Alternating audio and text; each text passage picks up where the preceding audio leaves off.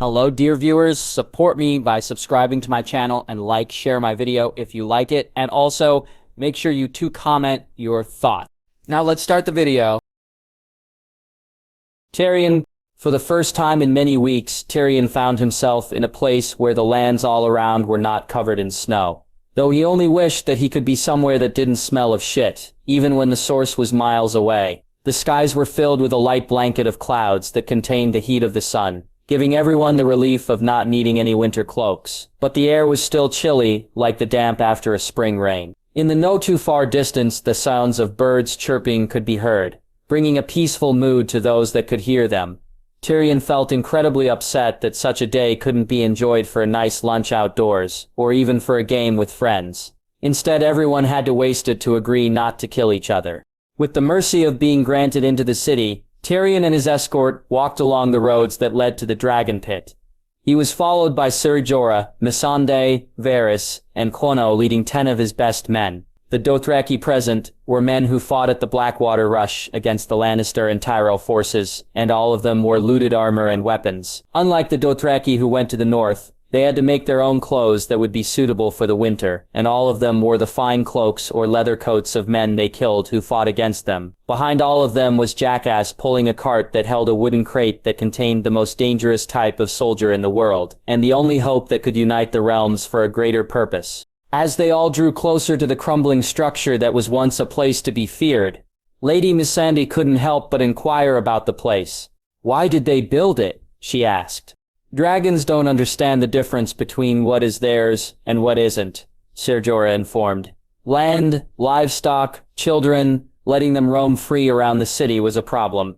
Unfortunately, Tyrion had learned that such a prison for dragons was needed in any city they housed at when he first arrived in Mereen. The story he heard of Drogon burning a 3-year-old girl had devastated him, and he couldn't imagine how it affected Daenerys at the time. But they had to push forward and look ahead, ever so careful not to let such a thing happen again. "I imagine it was a sad joke at the end," he commented. "An entire arena for a few sickly creatures, no smaller than dogs, but in the beginning when it was home to Bellatrix the Dread, it must have been the most dangerous place in the world." Considering how faster Drogon had grown during his time in the north, it would take only a few more months there for him to finally reach Bellatrix's size and surpass the legendary dragon of Aegon the Conqueror. Approaching Tyrion and the others from an intersecting road were about 60 men dressed in the red Lannister armor, and led by none other than Sebron of the Blackwater. "Maybe it still is," Jorah said. Both parties come to a halt as they faced each other, where their paths would cross. Compared to the Dothraki, the Lannister forces looked unified and disciplined. All marched together in perfect sync and in fine lines. But the traits they lacked that the Dothraki had were ruthlessness and intimidation. "Welcome, my lords," Bronn announced. "The other lords arrived here before you did, except for the Night's Watch. I've been sent to escort you all to the meeting." He gestured his arm down the road he and his men came from, and the soldiers parted ways. There was a brief moment of doubtful silence before Tyrion nodded to Quono, and he led everyone down the road. The Dothraki took the lead and everyone else fell near the back, sticking close to the cart. "Come on," Bronn called out to Tyrion. "Best not fall behind." As Tyrion and Bronn pushed their way to the front of the line, Tyrion could barely overhear talk behind him. "What's in there?" a Lannister soldier asked. The only reply he received was from a Dothraki, who didn't speak the common tongue. But Tyrion had learned enough to know he said, "Fuck off." "What?" he said. "You'll see," Missandei lied. The dragon pit grew closer as Tyrion walked side by side with Bronn. "Here we are," Tyrion said. "The heroes of Blackwater Bay. It's a strange place for a reunion." "Got that right," Bronn confirmed. "You ever been here before?"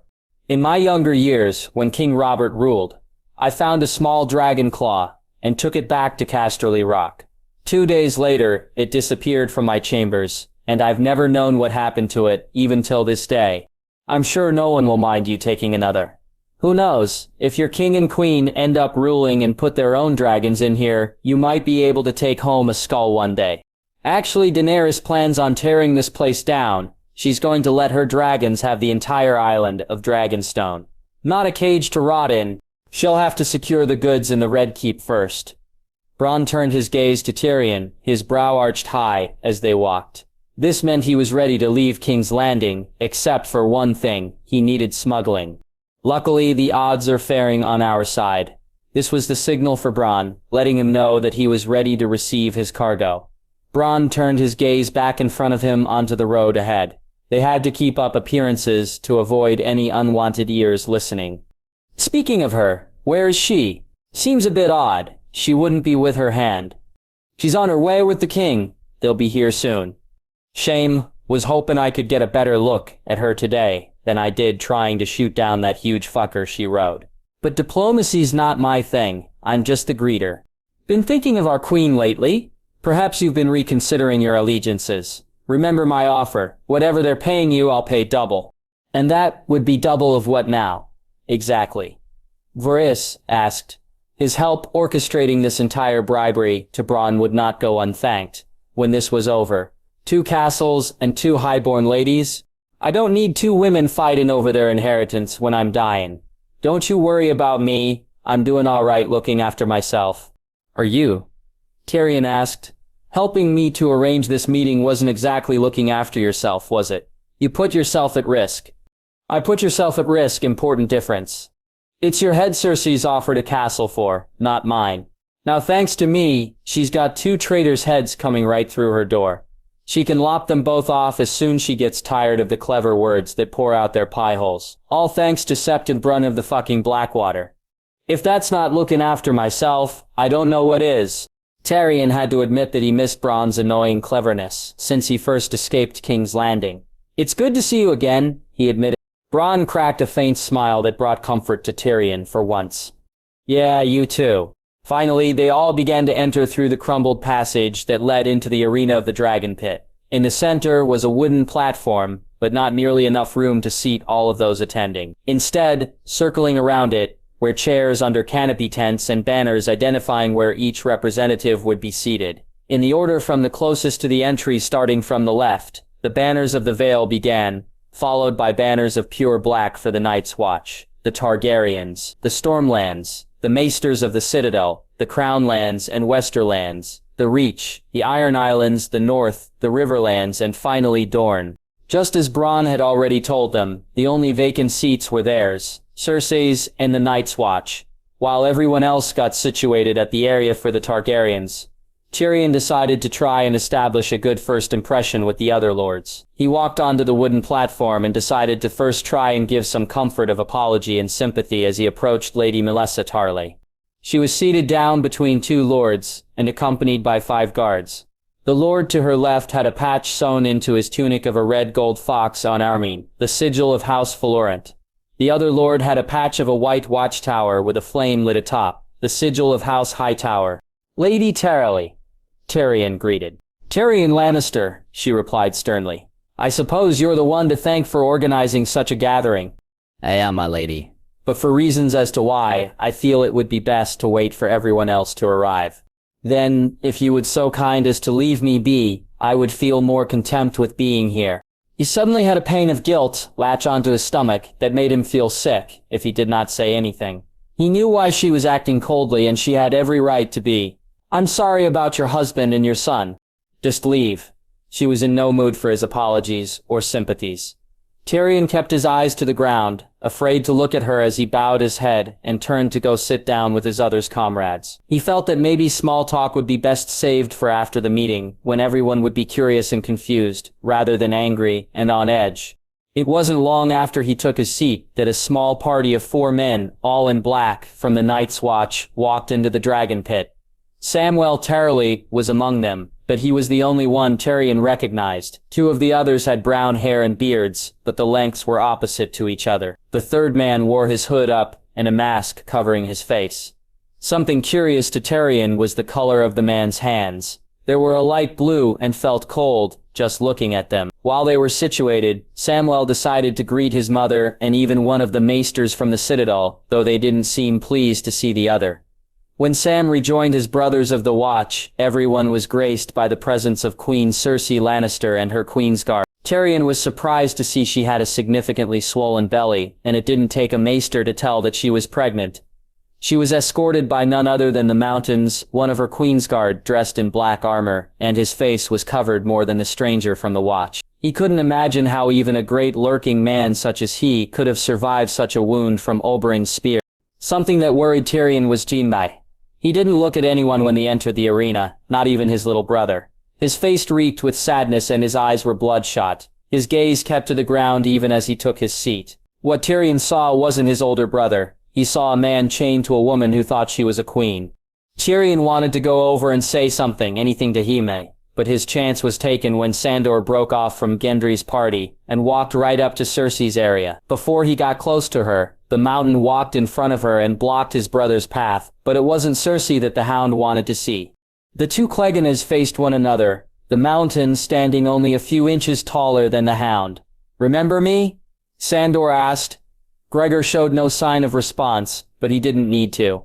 "Yeah, you do. You're even fucking uglier than I am now. What did they do to you? Doesn't matter. It's not how it ends for you, brother. You know who's coming for you. You've always known." Sandor walked away from the Mountain and off of the platform, and out of the dragon pit, the way everyone came in.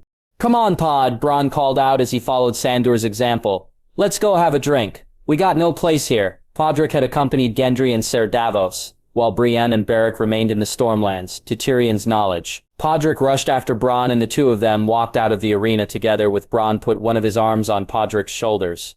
When they left, Tyrion met Cersei's gaze for the first time and he didn't recognize her. "Where are they?" she asked him. He didn't need to ask who for Tyrion to know. "They'll be here shortly," Tyrion said with volume. Everyone would have to speak up, given how far apart they all were from each other. There was a long, awkward silence that followed. Most of the people present were in conversation, but it was only amongst the ones they came with. All of that stopped when the sounds of the dragons screeching were made, and everyone turned their gazes up to the sky. Above the dragon pit, 4 dragons circled high above in the air. The first one to fly down was Rhaegal, and as he landed on the rows of stone benches in the upper parts of the arena, many of the lords and ladies couldn't help but get out of their seats and back away. Rhaegal roared out to all of them as he slowly climbed down to the dirt ground and lowered his body. Jon took his time to get down from Rhaegal's back and gently hopped off to the ground. As Rhaegal spread his wings and took back into air, dust clouds rising from the power of his wings, Drogon took his place, but his movements were more careful and slow. They needed to be given that his rider had 2 babes within her. As Daenerys started to climb down, Jon extended his hand to her just before she was to let go of Drogon and step onto the ground. She gladly took her husband's help and gracefully dismounted her dragon. The two of them waited for Drogon to go back into the sky before they walked together, arm in arm, to their respective seats and advisors. Tyrion couldn't help but feel pride in the two of them. They each wore their crowns and showed no doubt in themselves. These were the rulers that Westeros needed. As they sat down together, Jon's dragons both perched themselves on opposite sides of the dragon pit arena. Cersei had her guards, and Jon had his. The other lords and ladies that were frightened by Rhaegal and Drogon's entrance returned to their seats. The only one who looked marveled at the whole ordeal was Robin Arryn of the Vale. He had a large grin as he continued to watch the dragons flying. Once everyone was situated, one of the maesters of the Citadel arose from his seat and walked to the center of the platform to address everyone. Today marks a momentous occasion, the likes of which has never happened before in the history of our great country. To avoid conflict and turmoil, today and today only, no one will be addressed as the rightful rulers of Westeros, only claimants. Will that pose a problem? He looked over to Daenerys and Jon, waiting for their response. "It will not," Daenerys told him. The maester turned his gaze over to Cersei, and Tyrion could feel he wasn't the only one holding his breath. "Likewise," Cersei said. "Then let us welcome all, representing the Crownlands and the Westerlands, heir to the Iron Throne by right of marriage, Cersei of House Lannister. Joining her today, Lord Jaime of House Lannister and Captain Harry Strickland of the Golden Company." He refused to announce Qyburn as he turned to the Targaryen seats. "Joining us today, Jon and Daenerys of House Targaryen, heirs to the Iron Throne by right of blood. Joining them as advisor, Tyrion of House Lannister." Tyrion sighed as he realized this was going to take a while for the introductions to get out of the way. "From Dorne," the Maester continued, Lord Edric of House Darien, Quentin of House Corgyle, and Dados of House Manwitty. Edric was only a boy of near 20, and sat between men more than twice his age. From the Reach, Lady Melissa of House Targaryen, Leighton of House Hightower, and Alakeen of House Florent. From the Stormlands, Gendry of House Baratheon. Tyrion noticed Cersei twitch at the mention of Gendry's name. Gendry scowled at her before calming down. Supporting his claim as Lord, Ramona of House Dondarrion, and Curtis of House Wild. From the Riverlands, Lord Edrinter of House Tawdry, Janos of House Bracken, and Tytos of House Blackwood. From the Vale, Lord Robin of House Arion,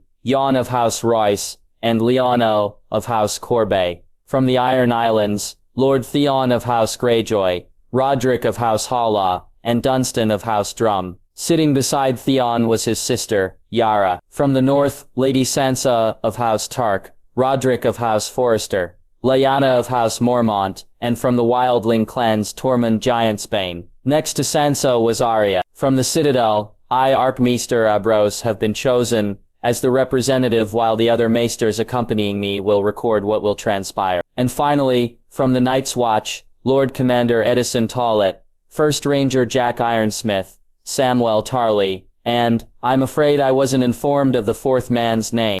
The man with the blue hands removed his hood and his mask, earning many gasps of some of all who saw his decomposing face.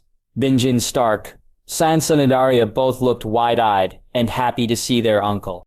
The Archmaester shook his head out of his quick daze and resumed his introduction. Yes, well then, I present Tyrion Lannister, who will present his case to us all.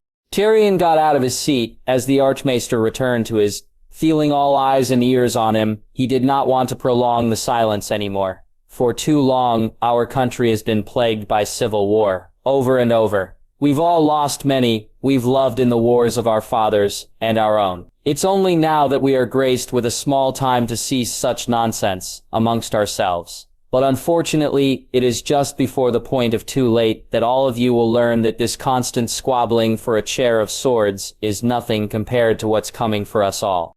And what is coming for us all? Cersei asked. A tone of mockery slithered through her words. Tyrion looked over to Jon and let him take lead of the revelation. He stood up from his seat and walked onto the platform next to Tyrion. 6 years ago, I was sworn into the Night's Watch. The day I took my vows, my direwolf found the bodies of 2 rangers at the Weir Wood, just a mile north of the wall. The night we brought them back, one of them attacked Lord Commander Jero Mormont, but I managed to stop it. Cersei failed to contain a bit of laughter as Jon spoke. I thought you joking, little brother, she said. I didn't think it would be this bad.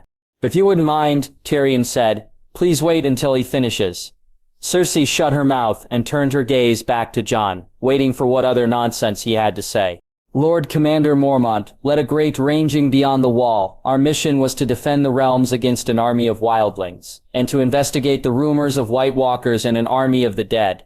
We planned to find them after dealing with the wildlings, but they found us. I was a prisoner of the wildlings when it happened. But there were 300 men camped at the Fist of the First Men, and only 3 who fought against the dead made it back south of the wall. Lord Tyrion tells me that 1 million people live in this city. If we don't unite together, there'll become 1 million more soldiers in the army of the dead. Is that what that is? Cersei looked over to Benjen. He looks to be just fine, better than most of my subjects. Maybe they should join him. Don't you dare compare me to what they are, Benjen called out. I'm what's just before death and after life. Cersei smirked at him. Seems the only way to kill Starks is to take off their heads. Tyrion noticed Arya's hand grip her dagger tightly as she tried to step forward, but Tormund stopped her. Tyrion could see the rage in her eyes, and never once saw someone with so much intent to kill. Even the young Lady Mormont took offense to Cersei's statement, and instead of using steel, she used words. And the only way to kill Lannister is every way, it seems. Poison, wildfire, a crossbow, even gravity. Cersei stared down Lannister with her emerald eyes, and such a comment finally got Jaime out of his despair as he looked up. Lady Mormont was not intimidated at all, and had the ferocity of the bear on her sigil. Everyone, please, Tyrion interjected, bringing Cersei's attention back to him. Can we not even have an hour without the desire to kill someone here? We thought you would have your doubts, but we brought something to show you. Tyrion and Jon backed away as soon as Sandor returned on cue, lugging the large crate over his back. When he reached the center of the platform, he dropped it and began to undo the many locks on it. When the last piece of metal was removed from the hinge, Sandor tore the lid off the crate and quickly backed a few steps away. Everyone remained silent as nothing happened and continued to be that way. Irritated, Sandor kicked the crate over, and without warning the undead soldier rapidly crawled out and screeched as loud as it could. Everyone jerked in their chairs from shock as the creature began to run, as fast as it could, at Cersei. It would have reached her before her guard could react, but Sandor pulled onto a chain that was attached to a collar around its neck and dragged it onto the ground. Its cold blue eyes turned to who stopped him, and the undead soldier got up and sprinted to Sandor. Just before it reached him, the hound drew his sword, and with a powerful slash, he separated the soldier's body from its legs. Even after such a wound, the legs jerked around as the body began to slowly crawl to the nearest living person, screeching and biting at the air. Tyrion looked around at all who watched, and everyone who saw the undead for the first time was wide-eyed and open-mouthed, marveled and terrified. Yrith's and Lyris began to shift and looked uncomfortable to be near such a thing. As the White tried reaching a hand out to Sandor, he easily cut it with his sword and the hand sailed to where Cersei was. She remained in her seat, but Qyburn got out of his and picked up the hand. The fingers continued to move. He observed it for a moment before Jon walked up to him and was given the hand. Davos had got up from his seat and walked to Jon, bringing a torch and flint with him. He gave the torch to Jon and lit it with the flint. "We can destroy them by burning them." Jon held the hand in the flames, and it ignited as if covered in oil. He dropped the hand and handed the torch back to Davos, then walked over to the White's twitching legs. "We can also dragonglass." He drew his dragonglass dagger and held it up for all to see, right before he knelt down and stabbed the legs in the thigh, relieving them of movement. He stood up and sheathed his dagger and approached the remaining body. "And we can use Valyrian steel." Jon drew Longclaw and planted the blade into the chest of the White, and the terrible screeches ceased, and the blue of the eyes disappeared. "If we don't win this fight, then that is the fate of every person in the world." He sheathed Longclaw and walked directly up to Cersei, she being the one who had to hear this. "There is only one war that matters, the Great War, and it is here." Cersei only looked mystified and exchanged glances with Qyburn and Jaime. "I didn't believe it until I saw that thing," Daenerys said, directing her words to Cersei. "I still didn't believe the evil they were. Then I saw someone I care for turned into one of them, and I lost one of my dragons to the Night King. And now he rides atop my child, regrouping his army before he marches on the wall." "How do you know such things?" the Archmaester asked, looking terrified as almost everyone else. Sansa stood up from her seat and took the chance to explain to all. "My brother Brandon acquired abilities beyond the wall. He's what is called a ward and can enter the minds of animals. He's been following the army of the dead using a flock of ravens." She was smart about not mentioning his other ability. "Impossible," the Archmaester said. "Such a thing cannot be done." After seeing an undead man try to kill someone, Tyrion said, "You're in denial about the possibilities of other magical powers that are manifesting in this day and age. It seems Samwell Tarly was right about the Citadel. It's full of nothing but intelligent fools." "Lord Tyrion," Jon said, "it's all right, I can show them." Without any delay, Jon's eyes turned white as snow, and the eyes of Lyras flashed that same color before returning to her own. She started to slowly climb down into the arena and crawl to the lords and ladies. She was mindful of them and stopped as soon as her head loomed over Jon's. "I think you've made your point," the Archmaester said. "I apologize." Lyras carefully returned to where she perched before Jon's eyes became his own again. "You said your brother is watching them," Jaime said. "How big is the army?" "Just over 220,000. Sansa informed. Jaime's face turned from concern to horrified as the number was said, and many of the lords and ladies murmured with each other as Sansa took back her seat. "This is no longer about who has power over who," Jon said for all to hear. "It's only about one thing, survival. Whatever our past quarrels are, whatever strife we have with one another, it doesn't matter. The only way we can win is if we band together all of Westeros. I'm not asking you to fight for me, I'm asking you to fight with me. If we don't, there'll be nothing left to fight for." He turned his attention back to Cersei, We're outnumbered, and we don't have enough dragon glass for our current forces. The only mine we know of is on Dragonstone.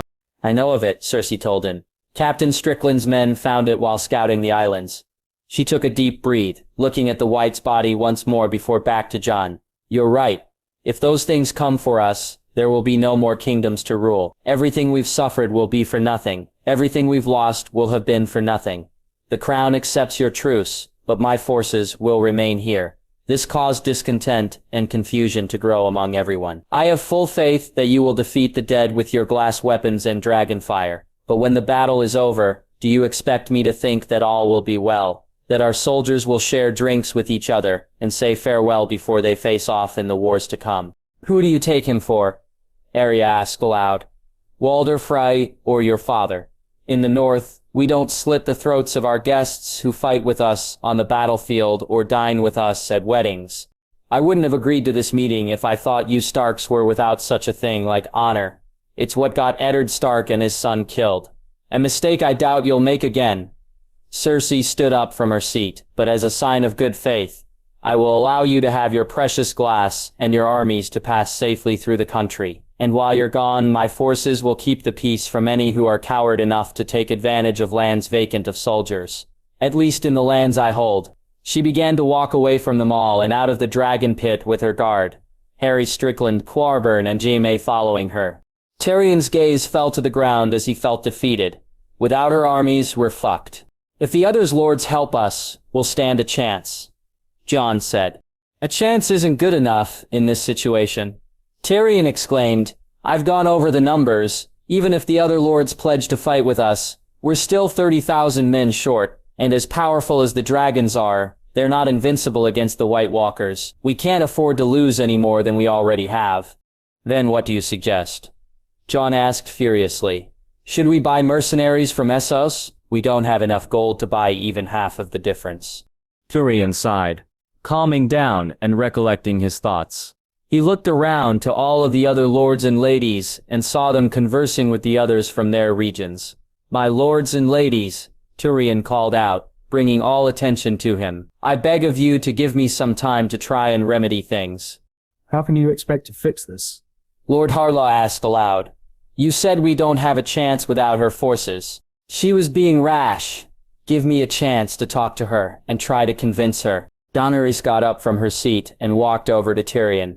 I'm not going to let my hand be killed. I could see the hatred she still harbors for you. If I wanted to die, I would have stayed in my cell long ago. I will go speak to her, and I will go alone. Or we ask for volunteers now. Fight outnumbered, and die. Daenerys looked disbelieving, but she nodded her head, showing faith in him. Tyrion walked off the platform and followed after Cersei escort, hoping the steps he was taking weren't his last.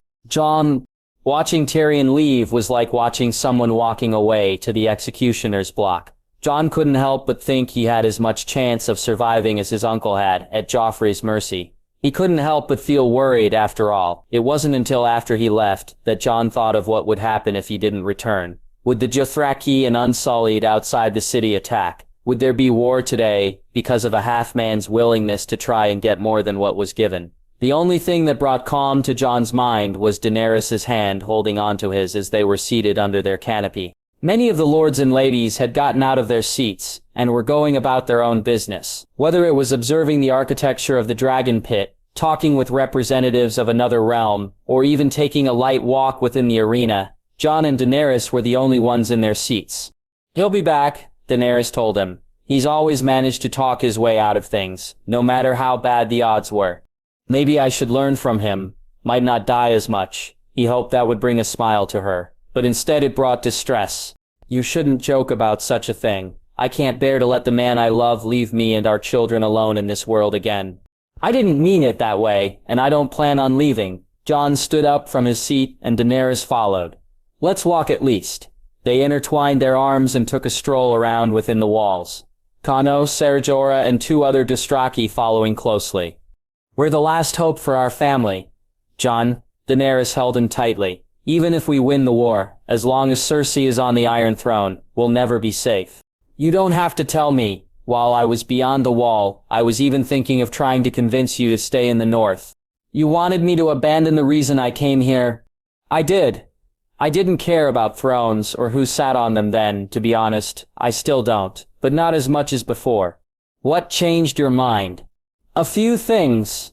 Seeing the Night King again gave me the desire to do everything I could to keep you safe. I discovered that I'm going to be a father. He stopped in his tracks. Before I woke up from a nightmare in an inferno of red fire, I had a vision. What did you see? I was in the throne room of the Red Keep. I was standing there, watching as a woman was dragged inside and accused of supporting us. I couldn't do anything, but I could feel her emotions as she was sentenced to execution. Fear, anger, sorrow, even regret. Who was she?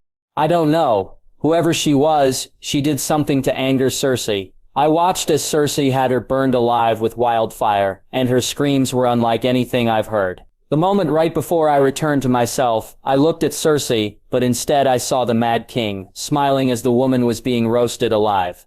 I'd never been as scared as I was then. Then I realized that the woman's screams had turned into my own. Daenerys sighed and leaned closer to him. Do you understand now why we need to take back the Seven Kingdoms? I do. We can't let another Mad King rule over us all again. But first we need to make sure that we live long enough to prevent it.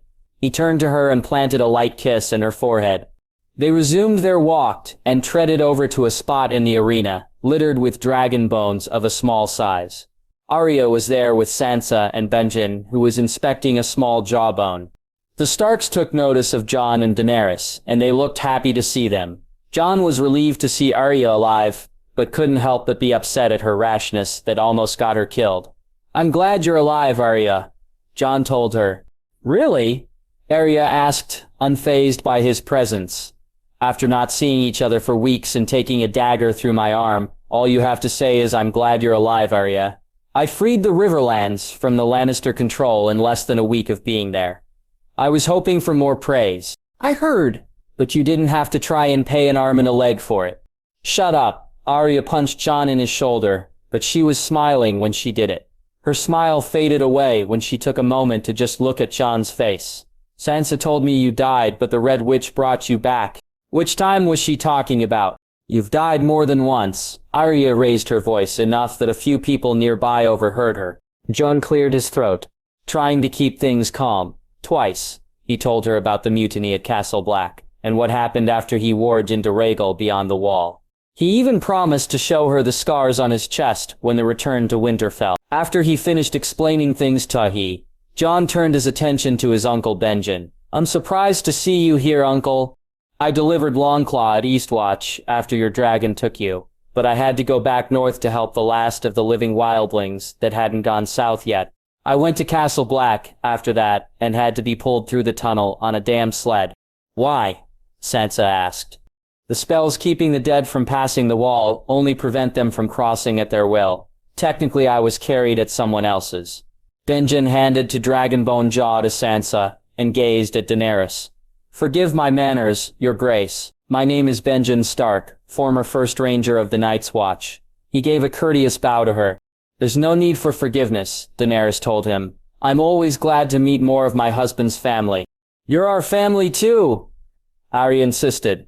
Jon's heart skipped a beat when she said that. Arya was a fierce warrior, but still able to be a kind soul. Speaking of family, Sansa also told me that it's going to get bigger. Indeed, it will. I have a dragon and a direwolf within me, and they'll be just as strong as their father. Have you thought of names yet? Jon realized that he hadn't, and Daenerys never talked to him about it either. Do you have suggestions? Daenerys asked. If one of them is a boy, you can't name him Eddard. It doesn't sound right as a Targaryen name. No offense. None taken. Daenerys told her, I think such things should be handled when we're all together, back home in Winterfell. Before they could continue, they were all approached by the Dornish lords. Your Majesties, Lord Edric Dane said, as he stood before them. I was hoping I could have a word with both of you. Edric looked no older than 20, and had bright black hair. His face had not been shaved recently, and his was slightly taller than Jon. His eyes were the most intriguing feature about him. They were the color violet, but a lighter shade than what Daenerys had. Jon looked at his family and wished they could speak more, but such things could wait. We'll take our leave. Benjen said as he walked away with Arya and Sansa. Forgive my intrusion, Edric said, but the matter I have is of importance, and shouldn't be delayed longer than it already has. Of course, Daenerys said. Please, tell us your concern. With the help of your spy master, Lord Varys, I have learned that Eliara passed away not long ago in the Black Cells, hence House Dane becoming the leading family of Dorne. My condolences. Thank you, Your Grace. Though my house now rules, I plan on returning power to the Martells when the oldest of Oberyn's daughters comes of age. However, that's not what I wish to discuss. Edric shifted in his position and looked nervous to continue. After seeing what you've presented to all of us, the other lords of Dorne and I have agreed to march our forces to the north to fight the dead. That's wonderful to hear. However, if we do win against the dead, I will have my forces return to Dorne and remain there. What? Jon was just as puzzled as Daenerys. Eliara pledged to your cause because she demanded vengeance for Oberyn, but she murdered Prince Doran to obtain her power. Honor compelled me to obey her, and I did. But now that the Martell forces are nothing but food for the fish and Eliara dead, I have decided to honor what my prince wanted for his people. Too many have died already, and there will be many more wives that will be waiting for their husbands to return to them, only to learn they never will. Lord Edric, I implore you to reconsider. Make no mistake, my queen. I do not plan to declare Cersei as the true ruler of Westeros. I only ask that you give a time of respite for my people.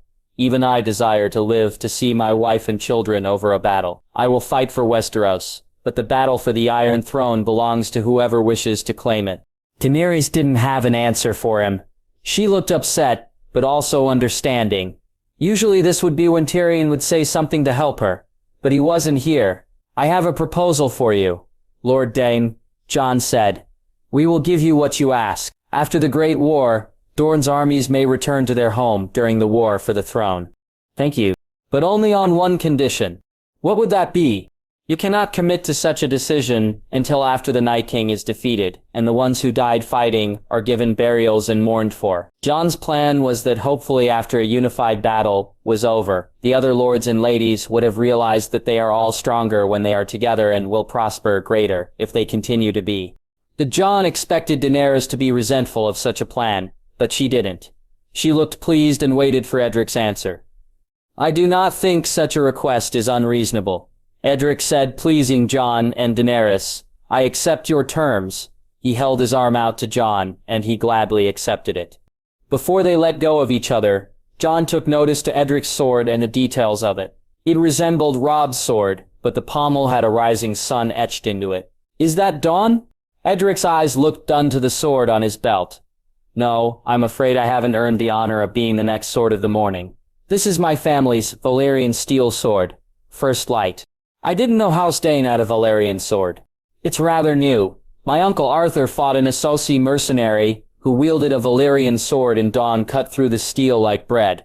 The mercenary left with the top half and my uncle took the bottom half. I don't know what became of the hilt, but after my daughter Asher was born, I thought it would be a waste to continue to let such material gather dust like Dawn, so I had it reforged into First Light with a Valyrian steel goblet house. Dane had in its vaults. He drew First Light from its scabbard and showed the blade to Jon and Daenerys. The blade had two fullers that ended in the middle of the blade's length. The ripple patterns were present in the steel except for the edges. The craftsmanship is marvelous, Daenerys commented. You honor me with your praise, your grace. I hope that one day I will wield both of my family's swords as the next sword of the morning. I have no doubt that you will, Jon said. From what I've heard about your skill, you'd be wielding Dawn if you were a Dane, your grace. There have been stories told of your power, even in Dorne. Whatever the tales were, Jon had never heard them. I've learned that it takes more than sparring to become a better swordsman. Real fights aren't as merciful as a duel in a training yard. If you don't mind me saying, but I think we'll be here for a while, and the mood's been rather dull. Would you care for duel, your grace? Edric was bold to ask such a thing, but Jon couldn't help but agree with him. The mood was very dull. I don't think it would be wise to use live steel, especially the sharpest kind in the world. Neither would I. I know you're good enough with a sword to kill your opponent, and I have faith that you're good enough to be able to strike without giving injury. We could use my men's swords, the steel is strong, and it would be a controlled duel. Jon smiled, amused at Edric's persistence. It's tempting, my lord. But Cersei and Lord Tyrion may return any moment from now. Not likely. They're going all the way back to the Red Keep. This was very confusing. The Red Keep was miles away from the Dragon Pit. Why walk all that way for a conversation just to walk back? How about a wager then? The goblet wasn't the only Valyrian steel in Starfall's vaults. 100 years ago, one of my ancestors found a lost relic of the Targaryens. A crown to be exact. Aegon the Conqueror's. It's a fine wager, Jon told him, but I'm afraid I don't know of anything I have to offer that you'd want. House Dayne found it? Daenerys asked, intrigued. I'm not sure about the details, but we found it all the same. I'll be sure to return it to you if you can beat me in a duel. Actually, you do. Jon raised his brow, curious of what treasure he possessed that he was unaware of. My wife just had our third child, my second son. Arthur, like his uncle. If I can best you, I would ask that you would take him as your ward when he reaches the age of 10. That's wonderful to hear, Lord Edric. Daenerys told him. What name have you given him? This caught Jon off guard. Here was a young lord who'd never met him before, asking to raise one his children. He looked at Daenerys, hoping for any sign of support or advice she had. But to his dismay, she looked pleased with the idea. My lord, I don't think I could accept such a task. I'm not sure I'd be the best choice. Edric smiled at him. It's no secret to my family that many young lads of great lords dream of being knights of House Dayne. Eddard Stark even confessed it to my father at the tourney of Harrenhal. But have you ever wondered what the sons of Dayne dream of being? Dragon lords of House Targaryen? Jon guessed. Edric shook his head, containing a bit of laughter. We dream of being Starks of Winterfell. Though the rest of the world views the North as a land of barbarian lords and savages, House Stark is always seen as a house of honor. The Starks have suffered great losses in the past 1,000 years, but they always rise back. Just as their words say, winter is coming, and just like the snows of winter, the Starks cannot be stopped. You have been raised as a snow, you have the name Targaryen. But before me is a Stark of the North. I could not ask any better men to raise a son of mine, because there are none. Jon felt flattered and embarrassed at the same time. He never knew that someone could idolize his family so much. You have a wager, Daenerys agreed, surprising not only Jon but Edric. She looked up to Jon, acting as if it was obvious to accept. I think such a proposition would establish a great alliance and friendship with our two houses, and we do need more friends that aren't in the North. Jon sighed at his wife, unable to refuse her wish. He didn't say anything as he let go of Daenerys and undo his cloak. The moment he took it off of his shoulders, he instantly felt cool air surround his back, and it was relieving. He folded it once in his arms, and handed it to one of the Dothraki that accompanied them. Your crown, my love, Daenerys reminded. Jon gently grasped the steel crown and removed it from his head. Daenerys took it from him and held it carefully in her hands. Jon finally untied his belt and wrapped it around Longclaw's scabbard, before offering the sword to Ser Jorah, as Edric Dayne did the same with First Light. "Kono," Jon said as the Dothraki bloodrider looked at him. "Could I borrow the longsword you have?" Jon pointed at the Lannister sword sheathed at Kono's hip as Daenerys translated what he said. "Of course, Khal," Khal said as he drew the sword and gave it to Jon. As Jon held it in his hand, he took notice to the feeling of the sword. Even though the blade was smaller than Longclaw, it weighed just about the same since it didn't have the reduced weight of Valyrian steel. "Let's do this on the platform," Jon said as Edric was given a broadsword and the two of them walked onto the stone platform. Others who were on it took notice to them and backed aware, unsure of what was going on. Jon and Edric both faced each other and readied themselves. Jon took his stance and stood side-face with his sword close to his chest and his free hand in front of him for balance. Edric pointed the end of his sword at Jon as he kept both hands on the hilt and kept it close to his chest. "I'll try not hit you," Edric said. "As will I," Jon replied. Neither of them moved from their positions as they observed one another. Both of them adjusted their footing of their stances and the positions of their swords. Edric finally took the initiative and advanced, and Jon decided he would take the defense to observe his form. Edric made for a long at Jon, and the blade was easily parried. The sound of the steel clashing echoed around the dragon pit. Edric's moves were fast and light, only meaning to attempt at catching Jon off of his guard. Jon was constantly blocking Edric's sword and was even nearly disarmed twice. Edric's form was refined and precise, and his style was a mixture of a knight of Westeros and a fencer of Essos. But as Jon continued to observe Edric, he could see that his flaws were in his emotions he put into each strike. His strikes were overconfident and sometimes too bold. His strikes all had the intent to lure Jon into a riposte rather than directly trying to attack. Sometimes the simple techniques work better than the flamboyant ones, Jon said as he pulled the swords away and offered Edric's back to him. Jon finally decided to switch to the offensive, and blocked one final strike from Edric and locked their swords. He pushed Edric back and advanced on him, aiming for his center and keeping his attention on Jon's sword and away from his footwork. Jon raised his sword and swung down to Edric, allowed it to be. The moment their swords clashed, Jon used his free hand to grab onto the pommel of Edric's sword and twisted it out of his hand. Before Edric could realize what had happened, Jon disarmed him and held his sword at Edric's neck and Edric's own sword at his chest. "I yield," Edric said. "I didn't think to be disarmed with such a simple technique." Edric smiled at him as he gladly accepted defeat. The two of them shook their hands in recognition of the other's skill and earned some praise from the audience of lords and ladies. "My lord," Jon interjected, "I have observed the dragons for some time while at Winterfell, and they don't take kindly to strangers." "King Jon." Jon and Edric both turned and saw Robin Arryn approaching them with Jon Royce and Lionel Corbe, following closely as his guard. "That was an excellent fight. I was wondering, could I touch one of the dragons? But the king can control them. He can tell them to do whatever he wants. But then what are they, if they're not your pets? Isn't that what all animals are?" "Lord Arryn," Daenerys said as she walked up to Jon and the others, "the first thing you should know about dragons is that they're not like other animals. They're not pets you keep in a kennel. They're not for anyone's amusement. That's how they vanished from the world. They were locked in here and became what creatures become when they're caged. Father Drazes Buzdari Exos. Dower, a dragon is not a slave. My dragons aren't animals to me. They're my children. My husband even calls those two his daughters." She looked up to Ygritte and Lyras, who were both resting peacefully on the walls of the dragon pit. Wanting to change the subject, Jon took notice of Lord Corbe's sword at his side. "Beautiful weapon. Lord Lionel, am I correct to think that your sword is your family's Valyrian sword, Lady Forlorn?" It is, your grace.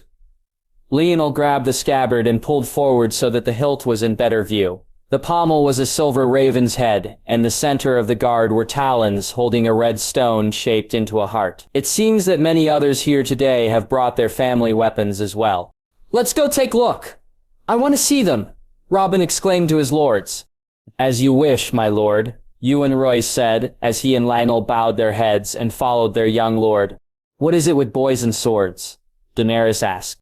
"What else are they supposed to desire, girls?" Daenerys giggled little as Jon held the Lannister sword to Cumo, who retrieved it from him. Yara and the other Dothraki returned Jon's things to him, but Jon only retied his sword belt and left his cloak off. He let Daenerys crown him, and the two of them took a moment to enjoy where they were while they could. Tyrion? Never once was the mood in the Red Keep ever bright when Tyrion had lived in it. But compared to now, those days were pleasant memories. All of the women in the castle had taken to a similar appearance to Cersei's current fashion of short hair and dark clothes. In fact, nearly everything but the castle itself had taken to darker colors since his last day in King's Landing. In every hallway he walked, every passage he took, the eyes of those Tyrion passed viewed him with anger, disgust, and even dread. After all, almost every person Tyrion recognized was present during his trial and heard his wishes of death to them all. Tyrion was constantly battling questions in his mind for the answers. What do I say? What is she planning? What the fuck am I doing back here? Those questions all halted when Tyrion stood across from Jaime, outside of Cersei's solar. The door to the room was guarded by the mountaineer he was, in the most hated city in Westeros. Outside a room with the most hated woman in Westeros, guarded by the most dangerous man in Westeros. Jaime looked just as sad and pathetic as he did in the dragon pit. This was something new for Tyrion. He never saw his brother this way, even when he returned to King's Landing without his hand, as looking like horse shit.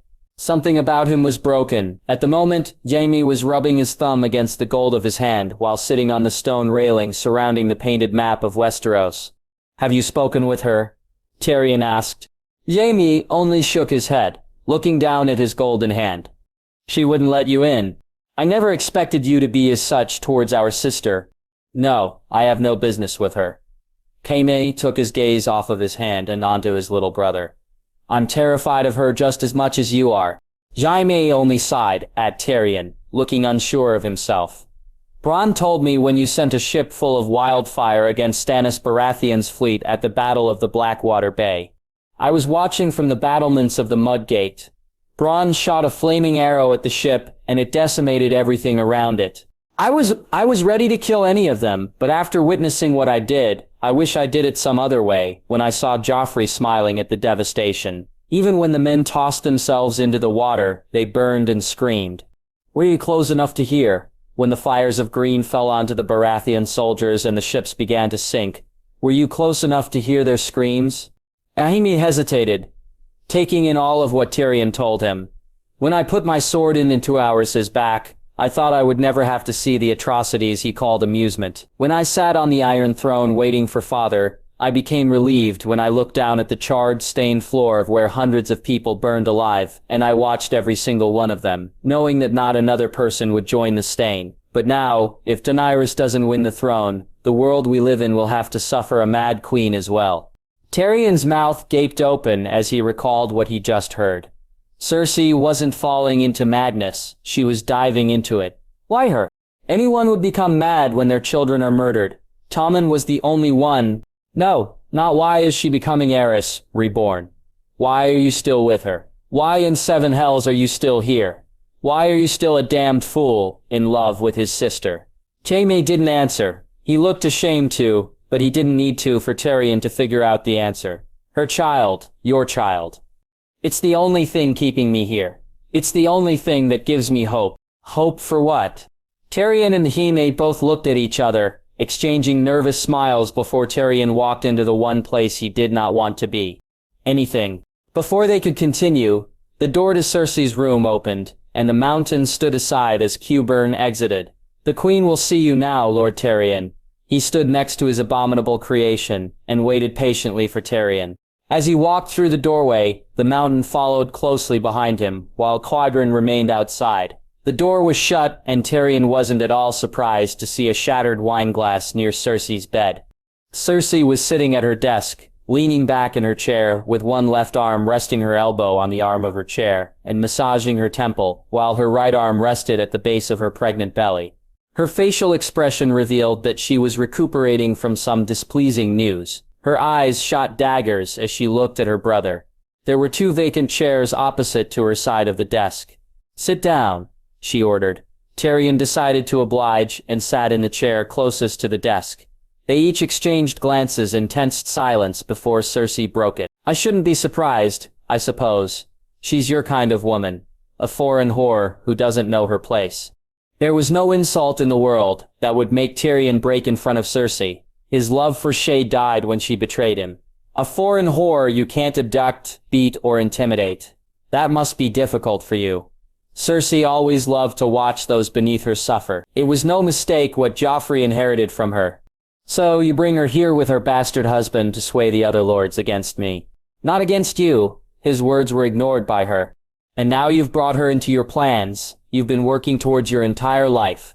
The destruction of this family, she stated. Tyrion wasn't at all surprised at her. Ever since the day he was born, she convinced herself to think that all he was a demon who was born to kill Lannisters. I am the one who is preventing that from happening.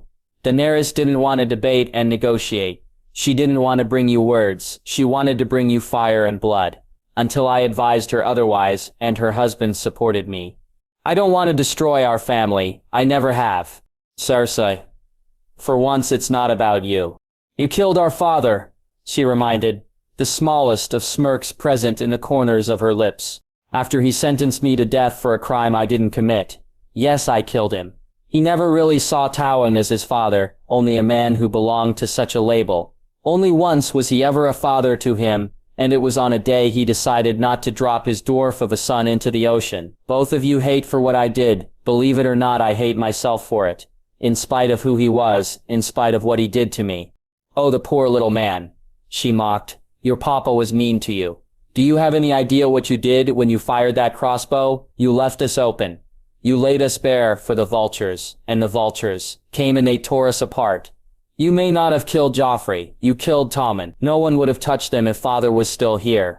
Tyrion did accept that a part of the blame of Myrcella's death, even if it was Oberyn's choice to be his champion against the Mountain, he chose the trial by combat. But in the time he met with Elyara on Dragonstone, he had become convinced that she would have killed Myrcella even if he didn't kill his father. But Tommen's death was completely Cersei's fault. Varys told him how Cersei gave the High Sparrow power and armed the Faith militant. She gave Marjorie and Loras to the Faith, and Tommen loved Marjorie more than his own mother. But aggravating her and being correct was the last thing he wanted to be, if he was ever going to get anywhere with her. I have never been more sorry. Tyrion was starting to lose his patience, if he was even allowed such a luxury in his current predicament. Jaime could only sit in his chair and listen. Why he was even in the room, Tyrion didn't know why at all. Alright, you love your family, and I have destroyed it. I will always be a threat. He wasn't trying to mock her, but falsely accept her beliefs in him. So put an end to me. She eyed him hatefully, and resisted smiling, almost tempted to do as he suggested. If it weren't for me, you'd have a mother. If it weren't for me, you'd have a father. If it weren't for me, you'd have 2 beautiful children still alive. I've thought about killing you more times than I can count. Tyrion got out of his chair and walked up to the Mountain, looking into his blood-stained eyes. Do it. He turned around and looked Cersei directly into her venomous green eyes. Say the word. I will not hear it. I will not hear it. I will not, she hissed. Cersei's lips twitched, almost happily to give the order, but she sighed and leaned back into her seat. Tyrion couldn't help but breath nervously. He didn't want to die, but he practically spat on death's door. The only thing that would calm him down was some wine, and he walked over to a small wooden table to pour himself some. He swallowed it down as fast as he could, not caring at all for the taste, but only the effect. He set his glass down and filled another with what remained in the glass wine pitcher. He returned to his sister and placed one of the glass on the desk. I am more sorry about the children than you will ever know. Tyrion gritted his teeth as he spoke. I don't care. I love them. You know I did. You know it in your heart, if there's anything left of it. It doesn't matter. Your love doesn't matter. Your feelings don't matter. I don't care why you did what you did. I only care what it cost us. It cost us our future. If you have no future, then what are you carrying inside you? Another child to be like Joffrey, hated and despised by all except his mother and father? Or are you hoping for a child like the ones we all loved? Why did you allow me to come at all? To make sure that you weren't plotting to turn an armistice into a surrender. I do. This one time, I will set aside my desires and focus on believing in the stories we were told as children. What did you hope for when you came? Everyone would see that creature and bow to your dragon spawn rulers. We thought about doing that, but then we remember that there's something more important to be focusing on. You must see that now. Eventually, he admitted, but only when they would see who Daenerys was for who she is, that she isn't her father and wants to make this world a better place. Unfortunately, Cersei was right about that. She knows herself. She chose an advisor and married a man who would check her worst impulses instead of feeding them. That's the difference between you. You said she'd destroy King's Landing. I don't care about checking my worst impulses. I don't care about making the world a better place. Hang the world. All I care about is my future, and making sure I have one with those that matter to me. So tell me, dear brother, what does your queen have in store for me? Will she burn me with dragon fire, or feed me to the peasants like she did with the masters and the slaves in Mereen?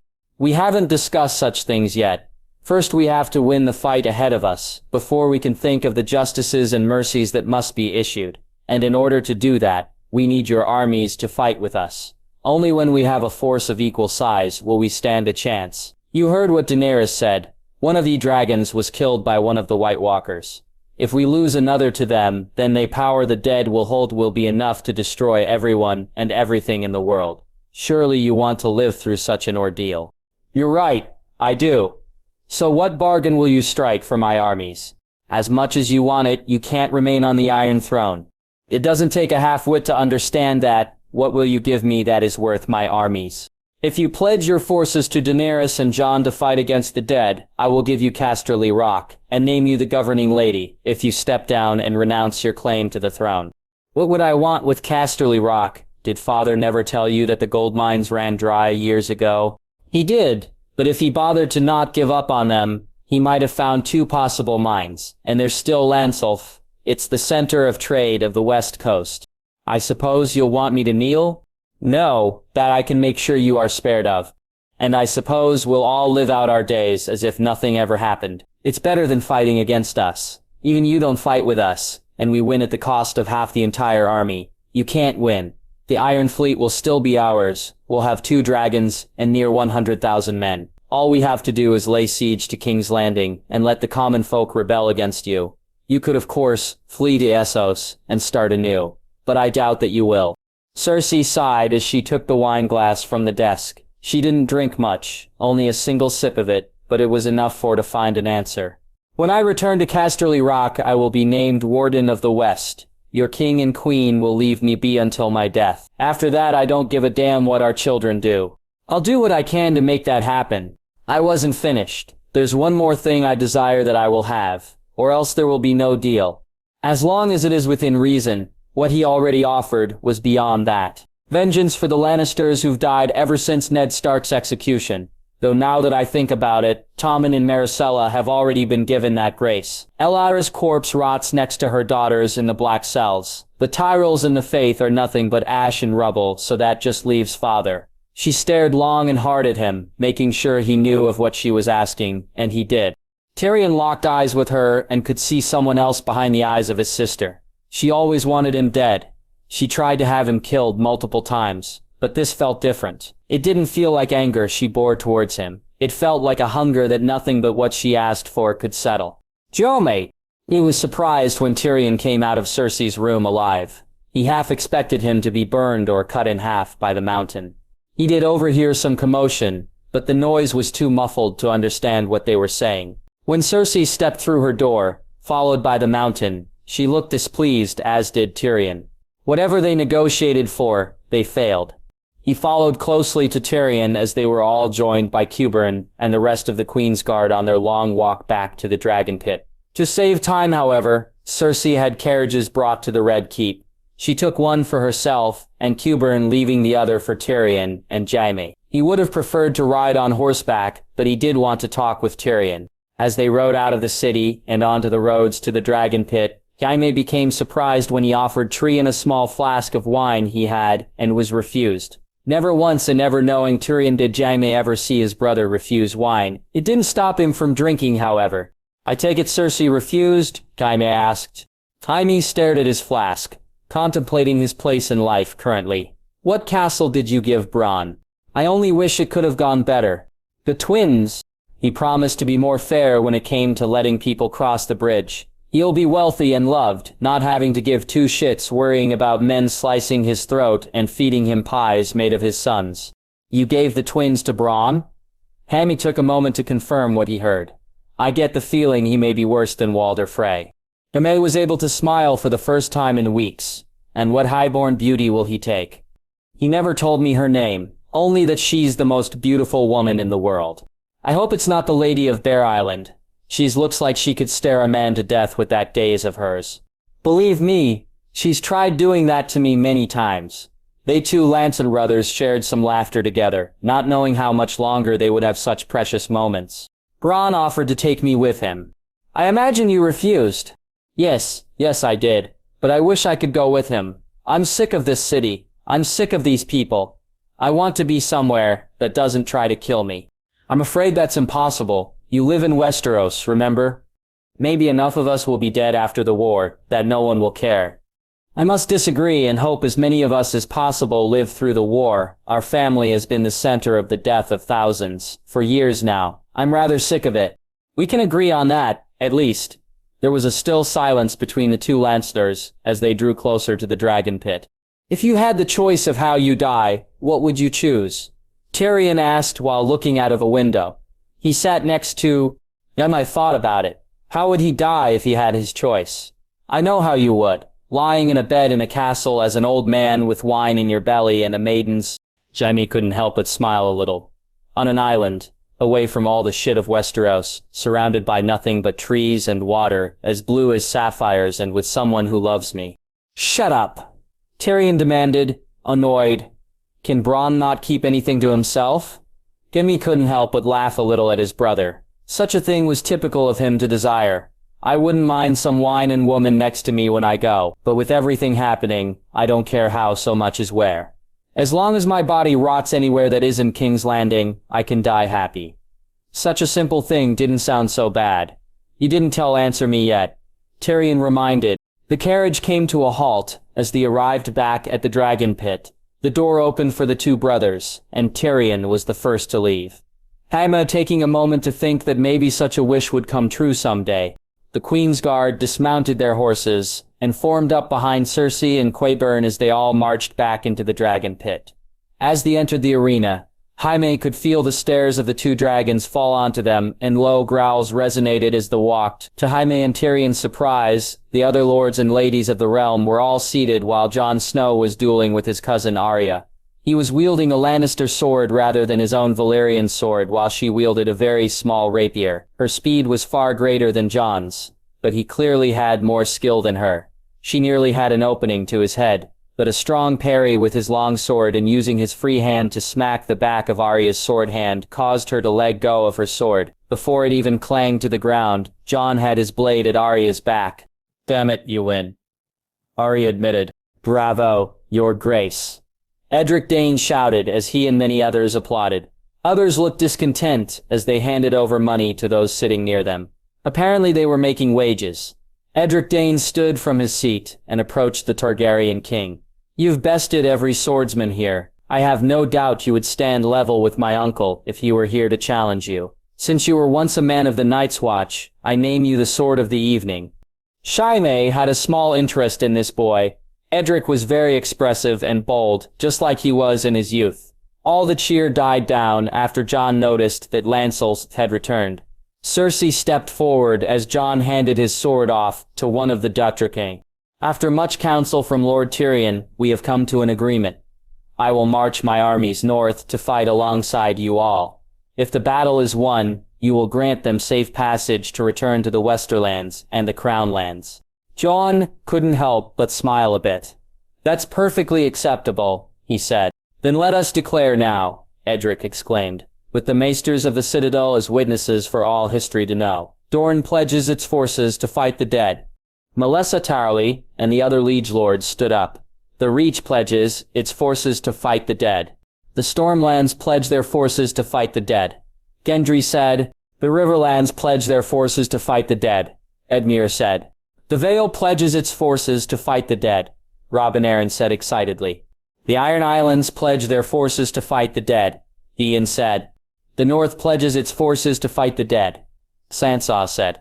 "House Targaryen pledge their forces to fight the dead," Daenerys said. "The Night's Watch will stand, will the Seven Kingdoms to defend the realms of men," Lord Commander Tollett said. All eyes were on Cersei as she hesitated. "The Crown pledges its forces to fight against the dead." Sansa. Yet attention turned to the Dothraki, who watched in awe as all the lords practically proclaimed themselves to the Targaryens. To Jon, the one who Jon gave his sword to, quietly spoke something, but he couldn't understand what it meant. Vejfin Saja Resheseters. Watching Jon and Daenerys take to the skies on their dragons never ceased to amaze Sansa. She couldn't help but envy what they had a little bit. The two of them were to fly over to the Dothraki and the unsullied armies outside of King's Landing and order them to journey north. The majorities of the armies were outside the walls of the city, but there was still a garrison of each army at Highgarden and Casterly Rock. Daenerys would fly out to Casterly Rock and order the Unsullied to empty the keep, while Jon would do the same at Highgarden. The only problem for him was that he didn't speak an ounce of Dothraki, but the problem was solved by having the translator Missandei accompany him. Sansa was on a Manderley ship, sailing back for the White Harbor with Arya, Tormund Giantsbane, Sandor Clegane, Podrick Payne, Tyrion, Lord Varys, and Gendry Baratheon. Theon had been kind enough to provide an escort of over 100 Ironborn ships to join them. He captained his own ship and hosted Sansa and Arya's cousin Robin Arryn and the other Lords of the Vale, along with Roderick Forrester, Lyanna and Jorah Mormont, while Yara would return to the rest of the fleet with the Dornish and Stormlords to ferry the Dorne and Stormland armies. What remained would travel to Dragonstone to transport as much dragon glass as they could with what little time they had left, which was just over a month. According to Jon, time was shortening, and there was still far too much to do. Before she left Winterfell, Sansa had been organizing with the first builder of the Night's Watch to have catapults and infantry shields made as quickly as possible. The armies of the Reach, which consisted of 25,000, would join the Dothraki and Highgarden for the ride north. While also transporting shipments of grain, Daenerys was able to negotiate from Lady Melissa with the help of Sam. The Riverland armies were only waiting for Edmure to return to march to the north. The only army Sansa was uncertain about were Cersei's. She could sense that Cersei wasn't lying about pledging her forces, but something didn't feel right. She couldn't help but suspect something. As Sansa stood on the starboard side of the ship, watching as King's Landing shrank into the distance, and the Red Keep was only a red dot. Finally out of range of the smell of pig shit, Sansa took a deep breath of the open air and couldn't be happier to be far away from the city as possible. The clean air and smell of the sea helped calm her nerves, but she was still on edge about anything Cersei could be plotting. Sometimes when I try to understand a person's motives, I play a little game. Littlefinger's voice wouldn't detach from his words in her mind, but she wouldn't deny any of the teaching he gave her in this situation. What's the worst possible reason Cersei would declare her armies for us? To lie and retake the lands she lost. But that would only unite the country against her for going against her word. What if she truly did march them north to fight with us? Why would she do that? To get her army close to ours, but she's far outnumbered, and if her soldiers turn against the others, it will be the exact opposite of what the Red Wedding was. Could she really mean to fight with us? All of it depends on if we win against the dead. This was one situation that Sansa couldn't figure out, and she even doubted Littlefinger could. But with Bran's help, then things would be easier to piece together. But passing the time until she returned was nerve-wracking. It's nice to leave King's Landing without having to be smuggled, Arya said as she walked next to Sansa and stood beside her. Though I will admit it, there was some fun traveling with the Night's Watch. I made many friends. The two Starks turned their gazes from King's Landing to each other. Sansa eyed Arya's arm briefly. Bran told me that Nymeria and Ghost saved you from the Lannister men in the Riverlands. Sansa giggled a bit. Ride a dragon. You and Rickon have impossible desires. I, them and Nymeria's wolf pack. I encountered them once, when I was returning to Winterfell, after ending the lives of the Frey men. It was much smaller then, but she was just as big. If I can't ride a dragon, then maybe I could ride a direwolf. If you told the Valyrians they would become dragon lords when they were still goat herders, they would be acting just as you are. Sometimes things just happen that turn into something greater. That reminds me I had completely forgot about my promise. Arya dug her hand into a small pouch strapped to her sword belt and pulled out a small trinket. I was nearly done before I lost my hand. Gendry helped me finish it, since I couldn't, with one hand trapped in a splint. Arya opened her palm and revealed a small steel direwolf. The design of it was different than the direwolf sigil of House Stark. It was more of a tamer design than the ancient sigil. The direwolf was sitting and the tail wrapped in front at the feet. At the mane was a small loop, and a tiny chain ran through it, turning the direwolf into a necklace. For some odd reason, it reminded Sansa of her direwolf, Lady. It's beautiful, Sansa said as Arya gave it to her to see up close. Consider it a gift for all the name days I missed. That's not fair, Sansa told her. Now I need to find something to make up for your name days I've missed. The only thing I could want from you is for you to survive the hell that's coming. Sansa felt touched. Arya was starting to open up more and be more like a sister that they both failed to be long ago. We will survive the wars to come, Arya, but even then, I will find something for you. Arya's brow arched as she thought of what she would want. Before she could think of anything, the two of them heard a commotion from behind on the deck. They both turned around and saw two men hauling the crate that delivered the White on deck. But why? The Citadel was given the White's body to study, so what use did the crate have? Sansa recognized one of the men was Podrick Payne, and she was curious to what means he had in store for the crate. She walked with Arya and approached him as he and the other man set down the crate. "Podrick, what are you doing?" Sansa inquired. "Forgive me, my lady, but we're far away enough from the city now." He began to undo the locks of the crate and remove the steel bars. As soon as the lid was free, Podrick pulled it off, and out sprung a young woman, gasping deeply, and her clothes soaked in sweat. Fucking hell. I couldn't breathe. Her accent was the same as her skin, Dornish. She had long black curly hair and deep brown eyes. She looked well over 20 and was very beautiful. "I'm sorry, my lady. Sebron and I worked as fast as we could." "Podrick, who is this?" Sansa demanded, confused as to what was going on as she scanned the mystery woman. "I am Tywin Sand, daughter of Oberyn Martell and Eliara Sand." The Septon Varys took notice to what was going on and approached her with Tyrion. "It's good to have you out of the city." "It's good to be anywhere but the city." Tyrion spat as she climbed out of the crate and sat on the rim of it. "Do you know if my mother is all right?" Tyrion remained calm as he delivered the news to her. "I'm afraid she died not too long ago, in the Black Cells." He didn't sound apologetic, but Sansa knew why. Tyrion looked devastated, but she didn't cry. "I'm going to fucking kill that Lannister, bitch." "No, you're not," Arya argued.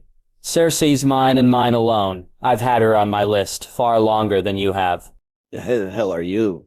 Tyrion glared at Arya like a snake, as if challenging her. "Arya Stark of Winterfell. If I recall, you should dead.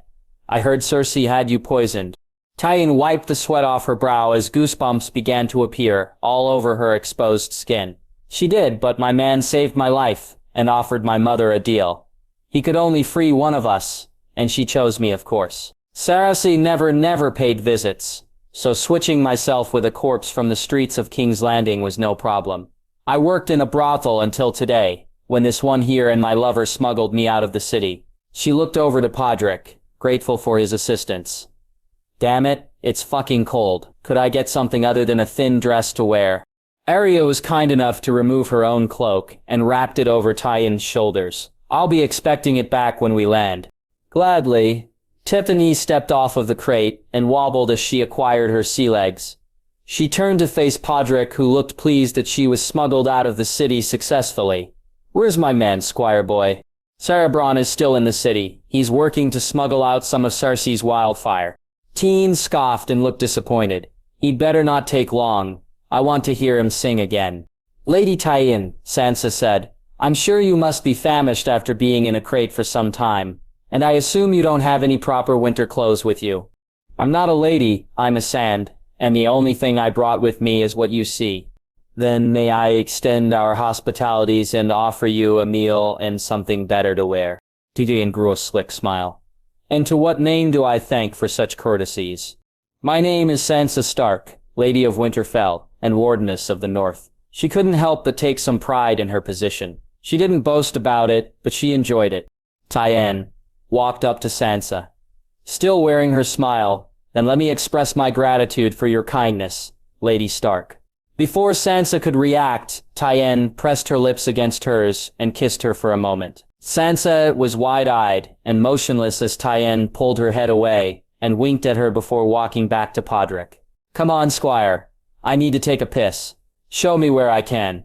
Panicking, Podrick stuttered as he nervously bowed his head to Tyrion. "Of course." She began to walk down below deck, Tyrion following close behind him. Arya turned to look at Sansa, who was just as confused as everyone else who saw what occurred. "I think she likes you." "Shut up," Sansa hissed. Night came quickly, and the skies became infested with thick clouds. The air grew colder, and various areas of the ship's sailing began to have a light layer of frost form. Sansa and Arya stood at the railing, at the front of the ship, enjoying the evening sea breeze. They had both already had their supper, and wanted some time alone together, though Sansa was cautious to steer away from any form conversation, inquiring about how Tyneso's lips felt. But she did take to wearing the direwolf necklace Arya had given her. "Do you ever what our lives would have been like if we never left home?" Sansa asked. She imagined that she would still be some stupid girl dreaming about gallant knights carrying her away. "Sometimes," Arya admitted, I mostly wonder what it would be like if Father were here now. Do you think he would be proud of who we've become?